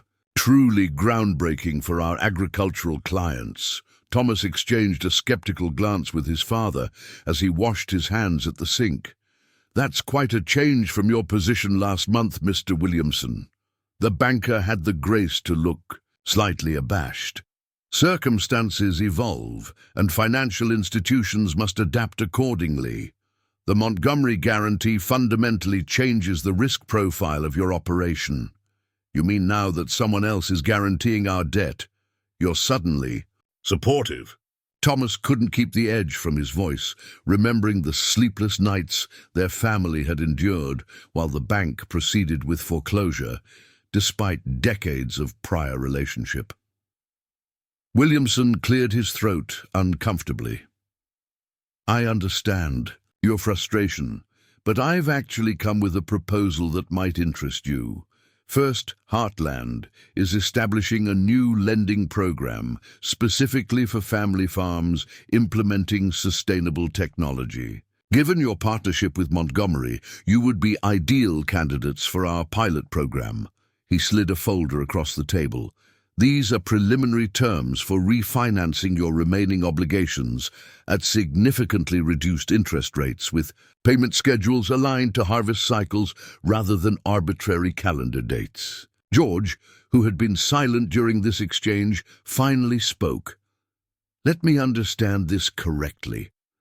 After pushing us to the brink of foreclosure, you're now offering preferential terms because Montgomery has validated our operation?" "I wouldn't characterize it quite that way," Williamson protested, though his expression suggested George had hit uncomfortably close to the truth. "We're recognizing changing market conditions and evolving our products accordingly." "Market conditions haven't changed," Thomas pointed out. "Family farms are still operating with the same fundamental challenges they faced last month. The only difference is that Montgomery has demonstrated confidence in our operation." Williamson shifted in his seat. "Nevertheless, the offer stands. It would provide additional operational capital beyond the Montgomery partnership, allowing you to expand more rapidly if you choose." Before either Hargrove could respond, Lily entered from the porch, where she'd apparently been listening. "We'll have our attorney review your proposal, Mr. Williamson," she said with professional smoothness. "But I should mention that several agricultural credit unions have already reached out with similar offerings since news of our partnership became public." The banker's smile faltered slightly at this information. "Of course, due diligence is always important. We hope you'll consider our long-standing relationship with Hargrove Heritage Farm in your decision." After Williamson departed, the Hargroves sat in bemused silence around the kitchen table. "Well," George said finally, "that was unexpected." Thomas shook his head in disbelief. "Last month he wouldn't even take my calls to discuss payment extensions. Today he's offering preferential rates and flexible terms." "It's not about us," Lily observed, reviewing the bank's proposal with her characteristic analytical approach. "It's about Montgomery. The partnership gives us legitimacy in their eyes that our 4 generations of farming history never did." "The geeked terms actually aren't bad," she continued, examining the details. "Significantly better than industry standard for agricultural lending. They're clearly motivated to maintain a relationship now that Montgomery is involved." George's weathered face took on a contemplative expression. "Might be worth considering, despite the irony. Additional operating capital could accelerate our transition plans, especially for the livestock operation we've discussed reviving." Thomas nodded slowly. I'll have Ellen review it alongside our Montgomery agreements to ensure there are no conflicts." He couldn't help adding, "Though I admit there would be some satisfaction in declining their offer after how they treated us during the foreclosure process." "Business decisions shouldn't be based on emotional satisfaction," Lily reminded him. Gently, "If the terms benefit the farm, that's what matters, regardless of how we feel about the bank's previous actions." The next morning brought another surprise visitor, Anderson, the Montgomery acquisition manager, who had informed them of the company's change in strategy just days earlier. Unlike his previous visits as a land purchaser, he arrived in a pickup truck rather than the customary black SUV, and his attire was noticeably more casual. "Mr. Hargrove," he greeted George on the porch. "I hope you don't mind an unscheduled visit." "Seems to be a lot of those lately," George observed dryly, but gestured to an empty chair. "What brings Montgomery's acquisition manager to a farm that's no longer an acquisition target?" Anderson sat, his demeanor markedly different from his previous corporate smoothness. "Actually, that's why I'm here. I'm no longer with the acquisition division. As of yesterday, I'm heading up the new Farm Preservation Partnership Program, essentially expanding what's being implemented here to other qualified family operations." He handed George a business card with his new title. "I was hoping to get your perspective as Montgomery's first partners. What's working, what isn't, what we should be looking for in potential participant farms." George studied Anderson with undisguised skepticism. "That's quite a career pivot. Last week you were trying to buy our farm out from under us." "Fair observation," Anderson acknowledged, surprising George with his candor. "The corporate strategy shifted and I had a choice. Relocate to another region to continue acquisitions, or embrace the new direction. After seeing what's happening here," he gestured toward the field where Thomas was operating the precision planting system, "I realized I'd rather be part of building something than dismantling it." Before George could respond, Thomas arrived, having seen Anderson's truck from the field and curious about this unexpected visit from the former acquisition manager. "Anderson's had a change of heart," George explained, a hint of amusement in his voice. "Apparently buying family farms out from under them lost its appeal." To his credit, Anderson didn't attempt to deny his past role. "I won't pretend I haven't been on the other side of this equation, Mr. Hargrove, but the Farm Preservation Initiative is genuinely different from anything I've seen in 20 years in agricultural business." He turned to Thomas. "I grew up on a family farm in Nebraska, lost it during the farm crisis of the 80s when I was just a kid. Went into agricultural business thinking I couldn't fight the corporate trend, so I might as well be part of it." He shook his head slowly. "Spent the last decade helping dismantle the very kind of operation my family once ran. Not a legacy I'm particularly proud of." Thomas studied the man carefully, looking for signs of insincerity, but finding what appeared to be genuine reflection. "So what exactly are you hoping to learn from us? We've barely begun implementing the systems ourselves." "Your perspective on what makes a farm worth preserving," Anderson replied. "We're developing selection criteria for the next wave of partnerships, and technical specifications are only part of the equation. The human element, the knowledge that can't be quantified in soil samples or yield data, that's what I'm trying to better understand." What followed was a surprisingly thoughtful conversation about the intangible qualities that distinguished successful family farms.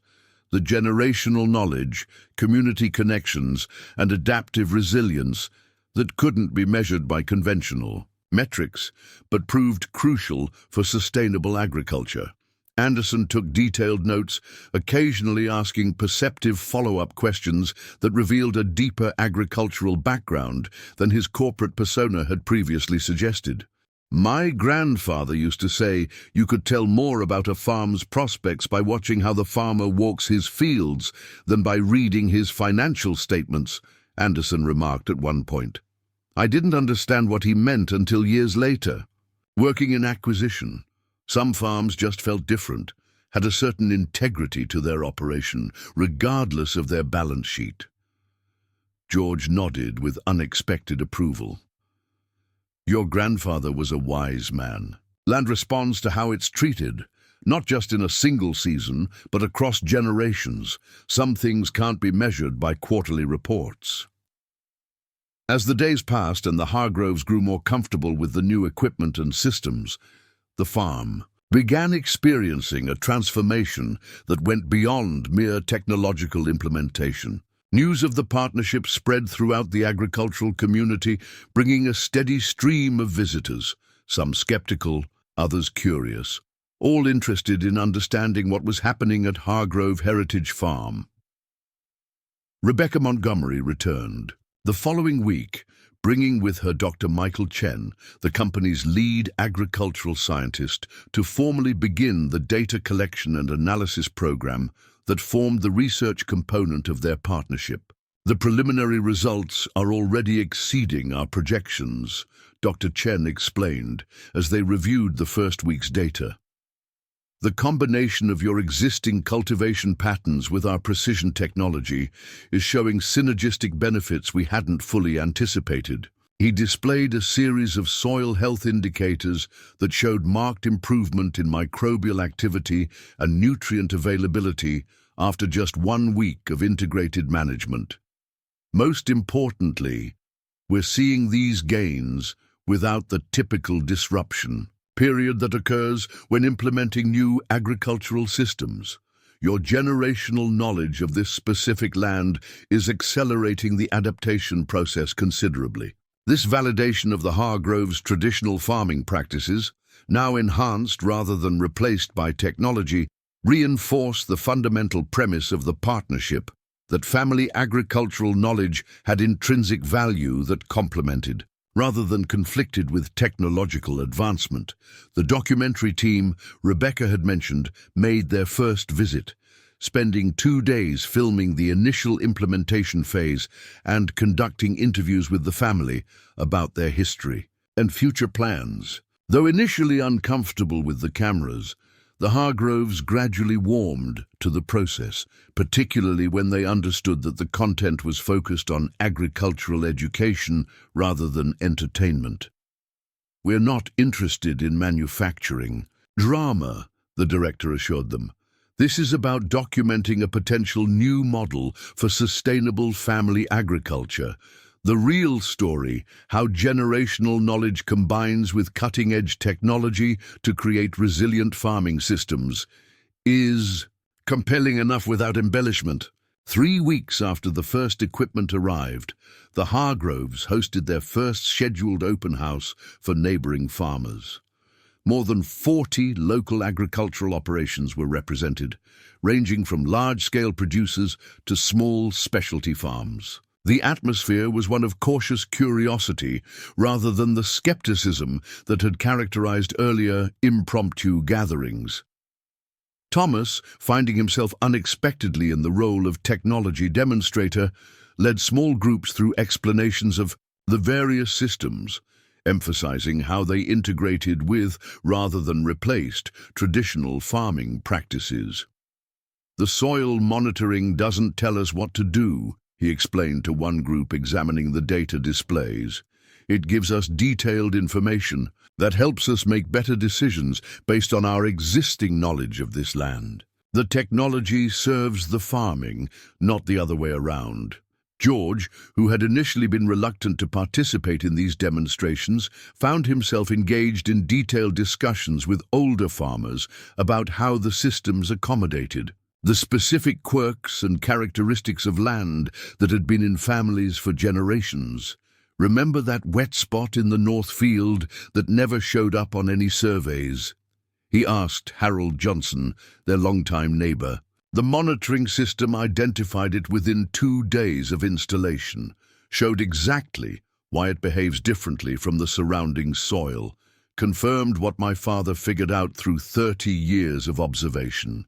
1 month after the initial transformation began, Hargrove Heritage Farm hosted its first official field day as part of the Montgomery partnership. Unlike the smaller open houses that had preceded it, this event was structured as a formal demonstration and educational opportunity, drawing farmers from across 3 states. The Hargroves had spent days preparing, not just ensuring the equipment and fields were showcased effectively, but also gathering historical documentation and photographs that illustrated their farm's evolution through 4 generations. The morning dawned clear and mild, perfect weather for an outdoor agricultural event. Thomas rose earlier than usual, walking the property at first light to ensure everything was properly positioned and functioning. The nervous energy he felt surprised him. Public speaking and demonstration had never been roles he'd sought or enjoyed, yet today he would be front and center explaining sophisticated technology to dozens of agricultural professionals. As he completed his circuit of the main fields, he found his father already seated on the front porch, coffee in hand, watching the sunrise illuminate their transformed property. "Couldn't sleep either?" Thomas asked, joining him. George smiled slightly. "First field day I've hosted since your grandfather was alive. We used to hold them annually to demonstrate new techniques or equipment."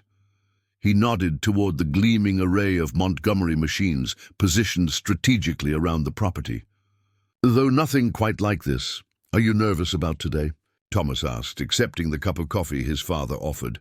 George considered the question. Not nervous, exactly. More aware of the responsibility. What we're demonstrating today isn't just technology, it's a potential future for family. Farms that most have stopped believing is possible. As the morning progressed, vehicles began arriving. First, the Montgomery technical team to handle final preparations. Then a steady stream of visitors ranging from curious local farmers to agricultural extension agents and even representatives from several state departments of agriculture. By 10 o'clock, nearly 80 people had gathered in the large tent Montgomery had erected adjacent to the equipment demonstration area. Rebecca Montgomery opened the proceedings with a brief overview of the Farm Preservation Initiative, emphasizing its foundation in partnership rather than corporate acquisition. Thomas noticed how carefully she positioned the program not as charity or corporate social responsibility, but as a mutually beneficial business relationship based on the recognition of family farming knowledge as a valuable asset. For too long, agricultural technology has been developed with industrial-scale operations as the primary focus, she explained to the assembled crowd. The result has been equipment and systems that are often economically out of reach for family farms, or designed in ways that don't address their specific challenges. The Farm Preservation Initiative reverses that paradigm, specifically developing technology that preserves and enhances multi-generational farming knowledge rather than replacing it. She then introduced George, who, despite his initial reluctance to participate, had agreed to provide historical context for Hargrove Heritage Farm's approach to agricultural challenges. Thomas watched with pride as his father, speaking without notes, captivated the audience with stories of how each generation of Hargroves had adapted to changing conditions while maintaining core principles of stewardship. "My grandfather survived the Dust Bowl by implementing contour plowing when neighbors thought he was crazy," George explained, his voice gaining strength as he settled into the narrative. "My father pioneered local water conservation techniques during the drought of '56. When I took over operations in the 1980s, we faced a different kind of challenge, economic rather than environmental. But the approach remained the same: adapt, without abandoning our fundamental relationship with this specific land." He gestured toward the monitoring equipment visible in the nearest field. "What you're seeing today isn't the replacement of that knowledge, but its enhancement. The sensors don't tell us what to do. They provide detailed information that helps us apply generations of experience more precisely." As George concluded his remarks, Thomas took his place to lead the technical demonstration portion of the program. Initially tense, he found himself relaxing as he explained systems he now understood intimately after weeks of daily operation. The questions from the audience were thoughtful and practical, real farmers asking about real-world applications rather than theoretical discussions. The precision irrigation has reduced our water usage by nearly 50%, Thomas explained, showing comparative data on a large display. But more importantly, it's eliminated the moisture inconsistency that used to create yield variations. Across different sections of the same field, an older farmer raised his hand. That's impressive technology, but what happens when it breaks down? Out here, waiting 3 weeks for a specialized technician means crop failure. Thomas nodded, appreciating the practical concern. That was one of our first questions too. The answer is in the design philosophy. He moved to one of the tractors and opened an access panel. Every critical component is designed for field serviceability with standard tools. This entire sensor array can be replaced in under 30 minutes by anyone with basic mechanical skills. He demonstrated the simple removal and replacement procedure. More importantly, the system is modular. If one section fails, the rest continues functioning. While you address the problem, no more total system failures that shut down operations at critical times. This practical approach to technology, clearly designed with the realities of rural agriculture in mind, seemed to resonate with the audience more than any technical specifications could have. As the morning demonstration concluded and attendees moved toward the lunch area, Thomas overheard numerous conversations reflecting cautious optimism rather than the skepticism that had characterized earlier discussions. During the lunch break, Thomas found himself approached by a young couple he didn't recognize, clearly farmers from their practical attire and sun-weathered complexions, but not from the immediate Prairie Creek area. "I'm Sarah Collins," the woman introduced herself, extending a calloused hand. "This is my husband Mike. We operate a third-generation farm about 70 miles north of here. Been following your partnership with Montgomery since it was announced. What do you think so far?" Thomas asked, genuinely curious about their perspective as outside observers. Mike glanced around to ensure they weren't overheard before responding. "Honestly, we came expecting corporate showcase propaganda, pretty demonstrations of equipment no family farm could actually afford or practically maintain." Sarah nodded agreement. "Instead, we're seeing technology that actually addresses real problems family farms face, designed for people who work their own land rather than manage it remotely through hired labor. The impressive part isn't just the equipment," Mike added. "It's how it's implemented, enhancing rather than replacing the knowledge that comes from generations on the same land." Their observations mirrored Thomas's own evolution in thinking about the partnership, from initial skepticism to recognition that something fundamentally different was happening at Hargrove Heritage Farm. The technology wasn't displacing their agricultural heritage. It was providing new expression for knowledge that might otherwise have been lost to foreclosure and consolidation. As the afternoon session began, the format shifted to smaller group rotations through specific demonstration stations. Lily led a popular session on the data management aspects of the integrated system, showing how information from multiple sources, soil monitoring, weather patterns, equipment performance, and historical yields combined to create a comprehensive picture of farm health beyond simple productivity metrics. Traditional agricultural success has been measured primarily through yield, she explained to her group, but that's an incomplete and ultimately unsustainable metric. This system tracks soil health, biodiversity indicators, water efficiency, and long-term resource stability, measurements that align with multi-generational farming goals rather than just quarterly profits. George, despite his initial reluctance to lead a formal session, found himself surrounded by older farmers interested in how traditional practices could be maintained and enhanced rather than abandoned in the transition to technology-assisted agriculture. The key insight, he explained to them, is recognizing that technology should serve farming wisdom, not replace it.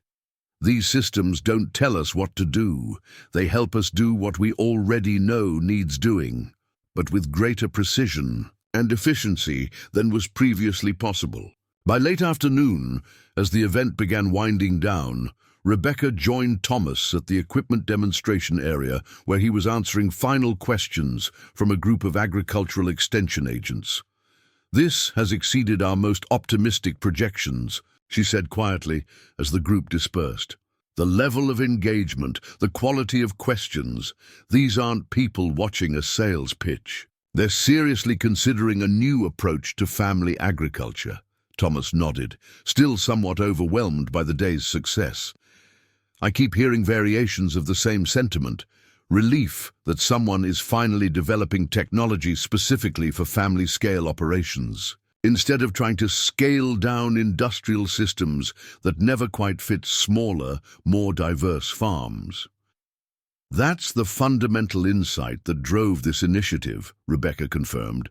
"For decades, agricultural technology development has followed a bigger is better philosophy, creating systems that inherently favor consolidation and monoculture. What we're demonstrating here is that sophisticated technology can actually support diversification and smaller-scale, knowledge-intensive farming when designed with those specific goals in mind." As the last visitors departed and the Montgomery team began dismantling the event infrastructure, the Hargrove family gathered on their porch, physically exhausted but energized by the day's success. Martha Wilkins joined them, bringing her traditional post-event peach cobbler and practical perspective. "Well," she said, settling into a chair with a contented sigh, "I've lived in Prairie Creek County for 75 years and never thought I'd see corporate types actually listening to real farmers about what works on real land." "It's a different approach," George acknowledged, accepting a plate of cobbler, "taking our knowledge seriously rather than treating us as obsolete relics of a dying way of life." "The questions were encouraging," Lily added.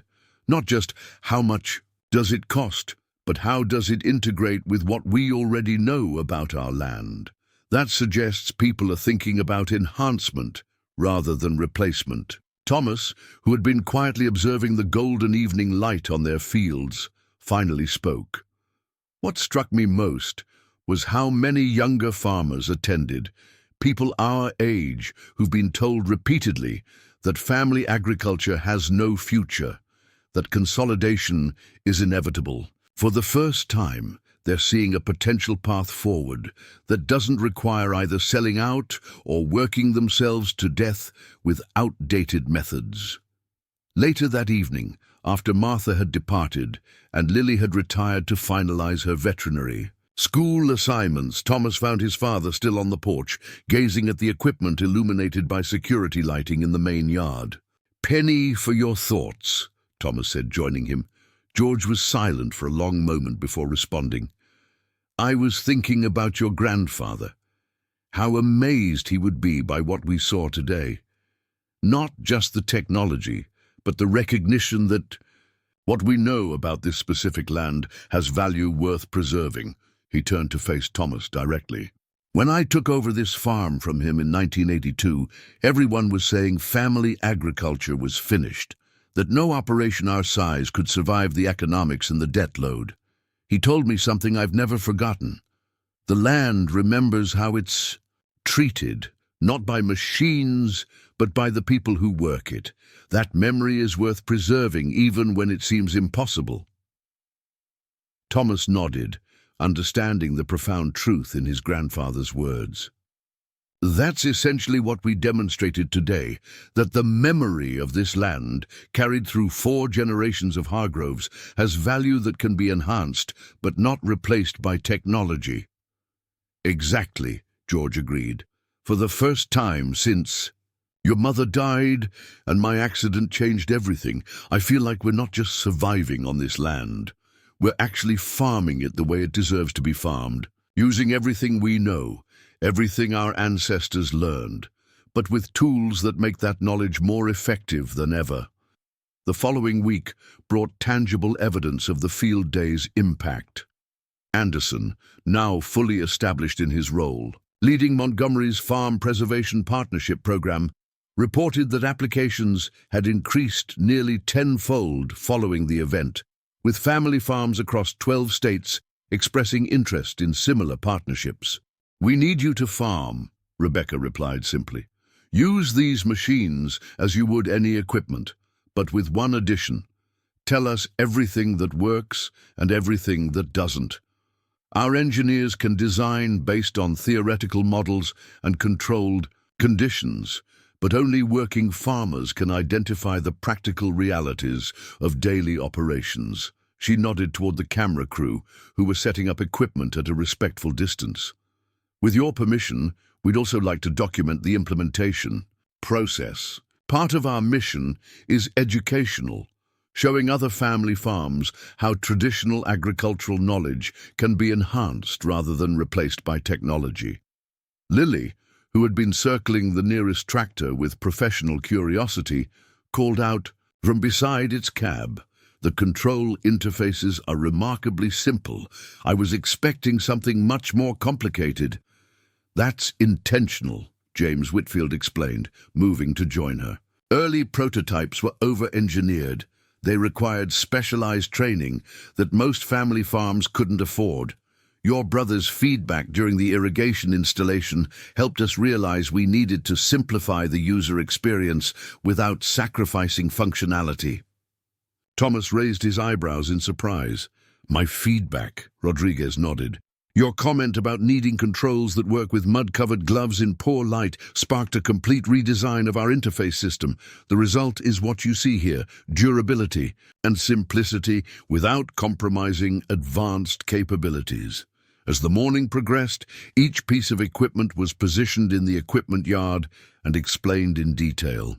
The demonstrations revealed that these weren't simply larger or newer versions of standard farm machinery, but fundamentally reimagined tools designed to address the specific challenges of family-scale agriculture. The precision sprayer could target individual plants rather than entire rows, reducing chemical usage by nearly 70%. The combine incorporated a modular harvesting system that could be quickly reconfigured for different crops without requiring separate specialized equipment. The cultivation unit used AI-driven sensors to distinguish between crops and weeds, eliminating the need for broadcast herbicide applications. "The entire system is designed to work together," James explained as they gathered around a digital display showing the farm's layout. "Each machine communicates with the others and with the soil monitoring network, creating a unified approach to farm management based on real-time conditions rather than predetermined schedules."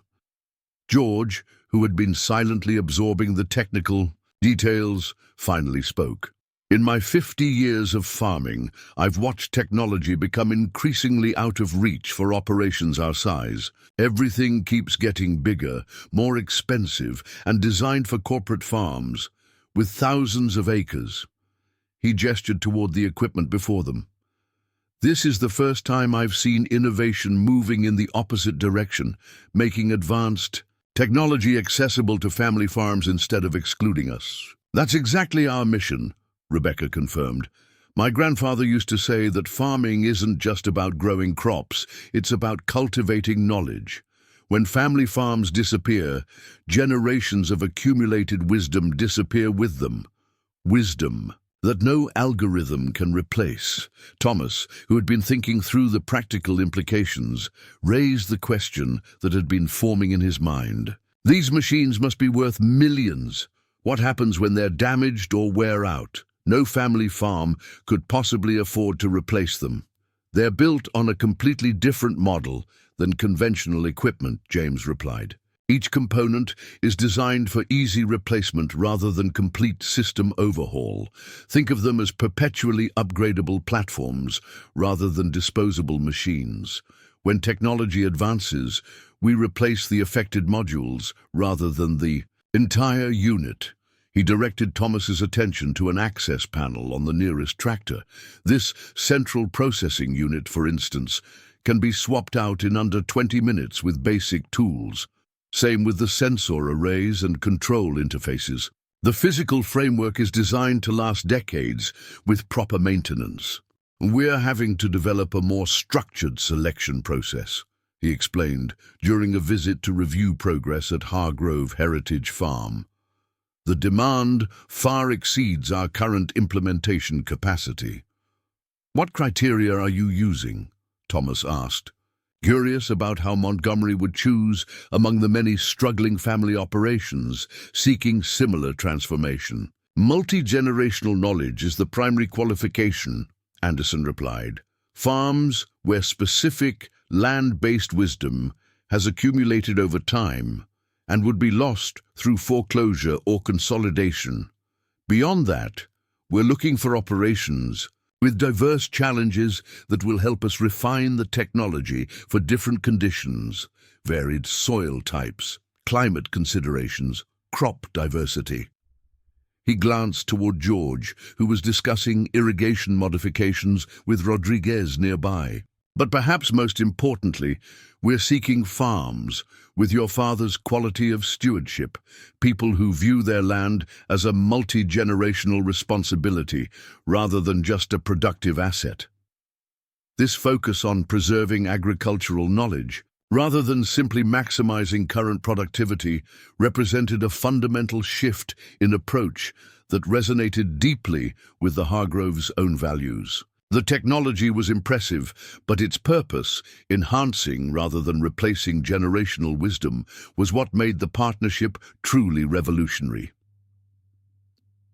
As spring advanced toward summer, the transformation of Hargrove Heritage Farm continued on multiple fronts. The physical changes were most immediately visible, new equipment operating in fields that had struggled with outdated machinery, monitoring systems providing real-time data on soil and crop conditions, irrigation delivering precisely calibrated moisture to previously drought-stressed sections.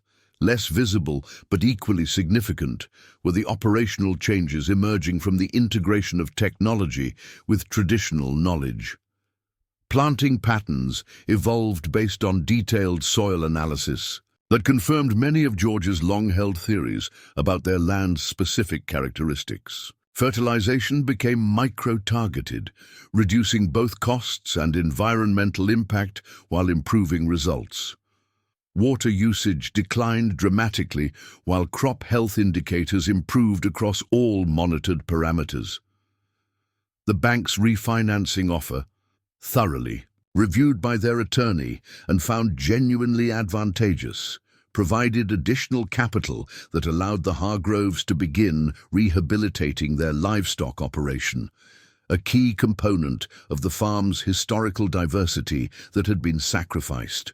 During their financial struggles, Thomas used part of these funds to implement pasture improvements based on both historical records of how the land had previously supported animals and current soil health data from the monitoring systems. Perhaps most significantly, the documentary team that had initially recorded the equipment implementation returned for more extensive filming, expanding their project's scope to include the community impact of Hargrove Heritage Farm's transformation. They interviewed neighboring farmers who had adopted modified versions of the Montgomery techniques, local businesses experiencing increased activity as agricultural prospects improved, and even agricultural students who had begun visiting to observe the integrated technology tradition approach. What began as a single farm partnership has evolved into a regional agricultural revitalization, the documentary director observed as he filmed Thomas and George discussing seasonal adjustments to their equipment settings. You're becoming the hub of a knowledge network that extends far beyond your property lines. This observation captured something Thomas had been noticing but hadn't fully articulated. Their farm was increasingly functioning as an informal agricultural education center. Hardly a day passed without visitors. Neighboring farmers seeking advice on specific techniques, agricultural students observing integrated systems in action, even policymakers interested in understanding how technology might help preserve family farming rather than accelerate its decline. This gentle reminder of their fundamental identity as farmers, regardless of the technology or recognition now associated with their operation, brought the conversation back to earth. For all the transformation of recent weeks, they remained, at heart, what they had always been, a family committed to stewarding a specific piece of land through whatever challenges each generation faced.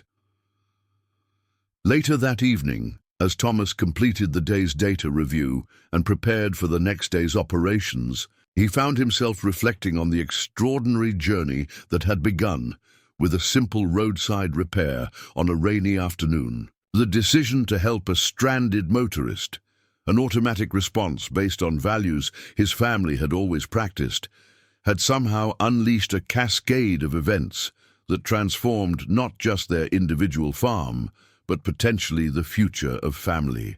Agriculture itself, the fleet of tractors that had rumbled down their rural access road following that chance encounter, had indeed delivered a gift, not just of equipment, but of renewed purpose and recognition for knowledge that had seemed on the verge of being lost forever.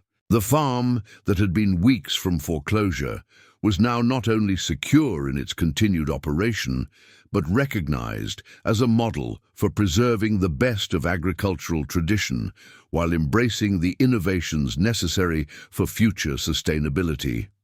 Thomas closed the equipment monitoring program and prepared to turn in for the night. He glanced out the window at their fields, now monitored by advanced technology, but still fundamentally nurtured by the same family knowledge that had sustained them for 4 generations. The integration of these elements, tradition and innovation, experience and data, human judgment and technological precision, represented not just the salvation of Hargrove Heritage Farm, but potentially a new chapter in the ongoing story of American family agriculture. And there you have it, friends, a simple act of kindness that sparked a revolution in farming. Sometimes the most powerful changes begin with someone just doing what's right, without expectation of reward. If this story inspired you, hit that subscribe button and share it with someone who needs a reminder that expertise and integrity still matter in today's world. Drop a comment letting me know what traditional skills you think deserve more recognition, and I'll see you tomorrow with another extraordinary story of lives transformed through unexpected connections. Remember to tell us where you're watching from. Our community spans the globe, and I love seeing how these stories of generosity and transformation resonate with people from all walks of life. And if this touched your heart, make sure you're subscribed, because tomorrow I've got something even more remarkable waiting for you. As Rebecca's vehicle disappeared down the long driveway, Thomas remained standing at the entrance to their property, processing the extraordinary events of the past week. The foreclosure notice that had once seemed like a death sentence for their family legacy now sat forgotten in a desk drawer, replaced by partnership agreements and implementation schedules. He made his way slowly back to the farmhouse, where George and Lily were engaged in animated discussion about potential uses for the southeastern field that had lain fallow for 2 seasons due to inadequate irrigation. Their voices carried the energy of people planning for a future rather than mourning a past. "We could reintroduce the heritage wheat varieties Grandpa used to grow," Lily was suggesting, pointing to a soil analysis displayed on her tablet. "The monitoring system shows moisture retention patterns that would support them, especially with the new irrigation capabilities." George nodded thoughtfully. Your grandfather always said that Field had special properties. Now we have the data to prove he was right. He looked up as Thomas entered. Your sister thinks we should consider applying for organic certification for at least part of the property. The new precision equipment makes it feasible without sacrificing yield. Thomas sat down, still processing the day's events.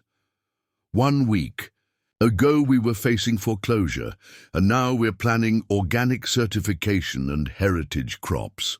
Lily smiled at her brother's bewildered tone. Life can change direction quickly, sometimes for the worse, and sometimes for the better, Thomas finished, echoing Rebecca's words from days earlier. Later that evening, after Lily had retired to her old bedroom and George had fallen asleep in his chair watching the weather forecast, Thomas stepped outside onto the porch. The night was clear, stars sprawled across the blackness in a display city dwellers never experienced, one of the many subtle benefits of rural life that couldn't be assigned a dollar value but contributed immeasurably to its worth. The silhouettes of the new equipment were visible in the moonlight, their presence both jarring and reassuring against the familiar landscape of Hargrove Heritage Farm. Thomas realized that this contradictory impression was an apt metaphor for their situation. Traditional agricultural values finding expression through revolutionary technology, preservation achieved through transformation rather than rigid adherence to the past. As he contemplated this paradox, Thomas's thoughts returned to the moment he decided to help Rebecca Montgomery with her stranded car. It had been automatic, unthinking, simply what Hargroves had always done when someone needed assistance. That small act of ordinary kindness, one of thousands he'd performed throughout his life without expectation of reward, had somehow redirected the seemingly inevitable loss of their farm into an unexpected opportunity for renewal. Tomorrow would bring new challenges. Learning complex systems, adapting century-old farming traditions to cutting-edge technology, navigating a partnership, unlike anything the Hargroves had experienced in 4 generations of agriculture. But for tonight, Thomas allowed himself to simply appreciate the extraordinary reversal in their fortunes and the promising future that had emerged from what had seemed like certain defeat. As he finally turned to go inside, Thomas paused for one last look at their property, bathed in moonlight and now housing millions of dollars in advanced agricultural equipment. The juxtaposition would have been laughable a week ago. The struggling Hargrove Heritage Farm suddenly transformed into a showcase for agricultural innovation. Yet somehow it felt right, as if the farm had finally found its true purpose, not just in preserving the past, but in helping to shape the future of family agriculture. The next morning brought the first real test of the new equipment. Under Rodriguez's guidance, Thomas prepared to operate the precision cultivation system in their western field, where persistent weed pressure had reduced yields for the past 3 seasons. The machine was unlike any Thomas had previously handled. More computer than tractor in many respects, with sensor arrays and processing capabilities that seemed more appropriate for a space program than a family farm in Prairie Creek County. Don't overthink it, Rodriguez advised, as Thomas familiarized himself with the controls. The system is designed to adapt to your farming style, not force you into a predetermined operational pattern. Think of it as an extremely attentive apprentice rather than a boss. Thomas settled into the ergonomic operator's chair, struck by how different it felt from the utilitarian seating in their old equipment. No back pain after a 12-hour day in this, he observed. As the open house concluded and the visitors departed, many with thoughtful expressions suggesting reassessment of their initial skepticism, Thomas found Lily sitting on the porch swing, watching the last vehicles disappear down their driveway. Quite "A change from a month ago," she observed as he joined her. "Remember when we were afraid to answer the phone because it might be the bank calling about foreclosure?" Thomas nodded, still sometimes disbelieving the dramatic reversal in their circumstances. "I keep waiting for the other shoe to drop, for some hidden catch in all this to reveal itself." Lily smiled at her brother's persistent caution. "Your skepticism is healthy. It's protected this farm through some very difficult times, but maybe it's also okay to accept that sometimes good things happen, even in the challenging world of family agriculture." She gestured toward their fields, where the new equipment stood testament to their changed fortunes. "A month ago, we were preparing to lose everything. Today, we're leading what might become a revolution in how family farms operate and survive." In the modern agricultural economy, Thomas couldn't help but see the irony, all because I stopped to help someone with car trouble. All because you acted according to the values this family has always lived by, Lily corrected gently. Even when those values seemed increasingly out of place in a world where profit typically outweighs principle. As evening settled over Hargrove Heritage Farm, casting long shadows across fields, now monitored by advanced technology, but still fundamentally nurtured by the same family knowledge that had sustained them for 4 generations, Thomas allowed himself to fully acknowledge a feeling that had been growing over the past weeks, genuine hope for the future, not just of their individual operation, but for the entire tradition of family farming they represented.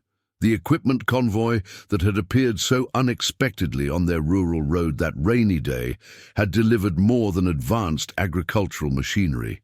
It had brought a renewed sense of purpose and possibility to land that had nearly been lost to foreclosure, and to a family that had almost surrendered to the seemingly inevitable decline of their agricultural heritage. Where once Thomas had seen only the mathematical impossibility of their financial situation, he now perceived the beginnings of a new chapter in the Hargrove legacy, one where traditional farming wisdom found expression through revolutionary technology, preserving the best of their agricultural heritage while embracing the innovations necessary for future sustainability. As darkness fell completely and the first stars appeared above their property, Thomas thought again of Rebecca Montgomery's words during their first unexpected encounter. "Sometimes the most special thing of all is a family trying to hold on to what their ancestors built." In helping her that day, a simple act of countryside courtesy, he had unknowingly set in motion events that would transform not just Hargrove Heritage Farm, but potentially the future of family agriculture itself. The tractors that had arrived so dramatically 1 week after his roadside repair had indeed delivered a gift, not just of equipment, but of renewed purpose and possibility for land that had been cultivated by Hargroves for 4 generations, and might now continue under their stewardship for generations to come. Lily, who had completed her veterinary degree and returned to establish a practice serving the emerging livestock operations in the region, developed a particular interest in documenting the evolving knowledge exchange. She began recording conversations between her father and visiting farmers, capturing the subtle ways generational wisdom was being preserved and enhanced through technological integration. "It's not just about saving individual farms," she explained to Rebecca during one of her regular visits. "It's about preserving an entire knowledge ecosystem that would otherwise be lost to consolidation." Rebecca, who had been closely monitoring the broader impacts of their initial partnership, nodded agreement. "That's the aspect that's most surprised our board of directors. They approved the Farm Preservation Initiative primarily as a technology development strategy, but it's evolving into something much more significant, a model for agricultural knowledge transmission that combines traditional wisdom with advanced technology." 6 weeks after the field day, an unexpected visitor arrived at Hargrove Heritage Farm, Dr. Eleanor Simmons, the Undersecretary for Rural Development at the USDA. Her visit had been arranged through Montgomery's government relations team, but her interest was clearly personal as well as professional. "My grandparents lost their farm during the 1980s crisis," she explained, as Thomas showed her the soil monitoring systems. "I've spent my career looking for models that could have saved operations like theirs, family farms with valuable agricultural knowledge that was simply lost when economic factors forced consolidation." She studied the real-time data display with evident interest. "What fascinates me about your approach is how it values and preserves generational knowledge rather than discarding it as obsolete. Most agricultural technology development assumes family farmers need to be replaced by more efficient corporate structures. This model suggests the opposite, that family knowledge is actually an asset worth enhancing." As they toured the property, Dr. Simmons asked detailed questions about how specific technologies were adapted to accommodate traditional practices, how data confirmed or modified generational wisdom, and how the partnership structured knowledge exchange between farmers and engineers.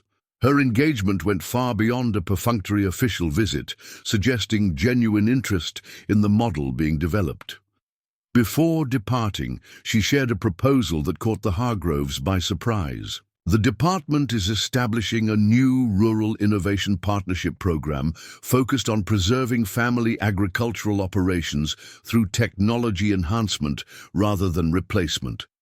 Based on what I've seen today, Hargrove Heritage Farm would be an ideal candidate for designation as the first official knowledge preservation center under this initiative." She outlined a potential federal partnership that would complement rather than replace their Montgomery relationship, providing resources for formal agricultural education programs, documentation of traditional farming knowledge, and expansion of the community knowledge exchange that had begun organically around their operation. "This isn't just about saving individual farms," she emphasized, echoing Lily's earlier observation.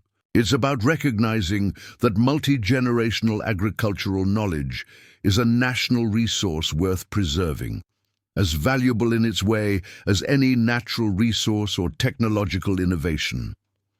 As Dr. Simmons departed, promising to have formal proposal documents delivered within the week, the Hargroves gathered to process this unexpected development. "From foreclosure to federal showcase in 2 months, George marveled, shaking his head in wonder.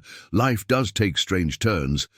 Thomas, who had maintained a healthy skepticism throughout their transformation journey, found himself genuinely moved by the recognition of what their family had always valued, the accumulated wisdom of generations working the same land with respect for both tradition and innovation. "It's not just about us," he said finally.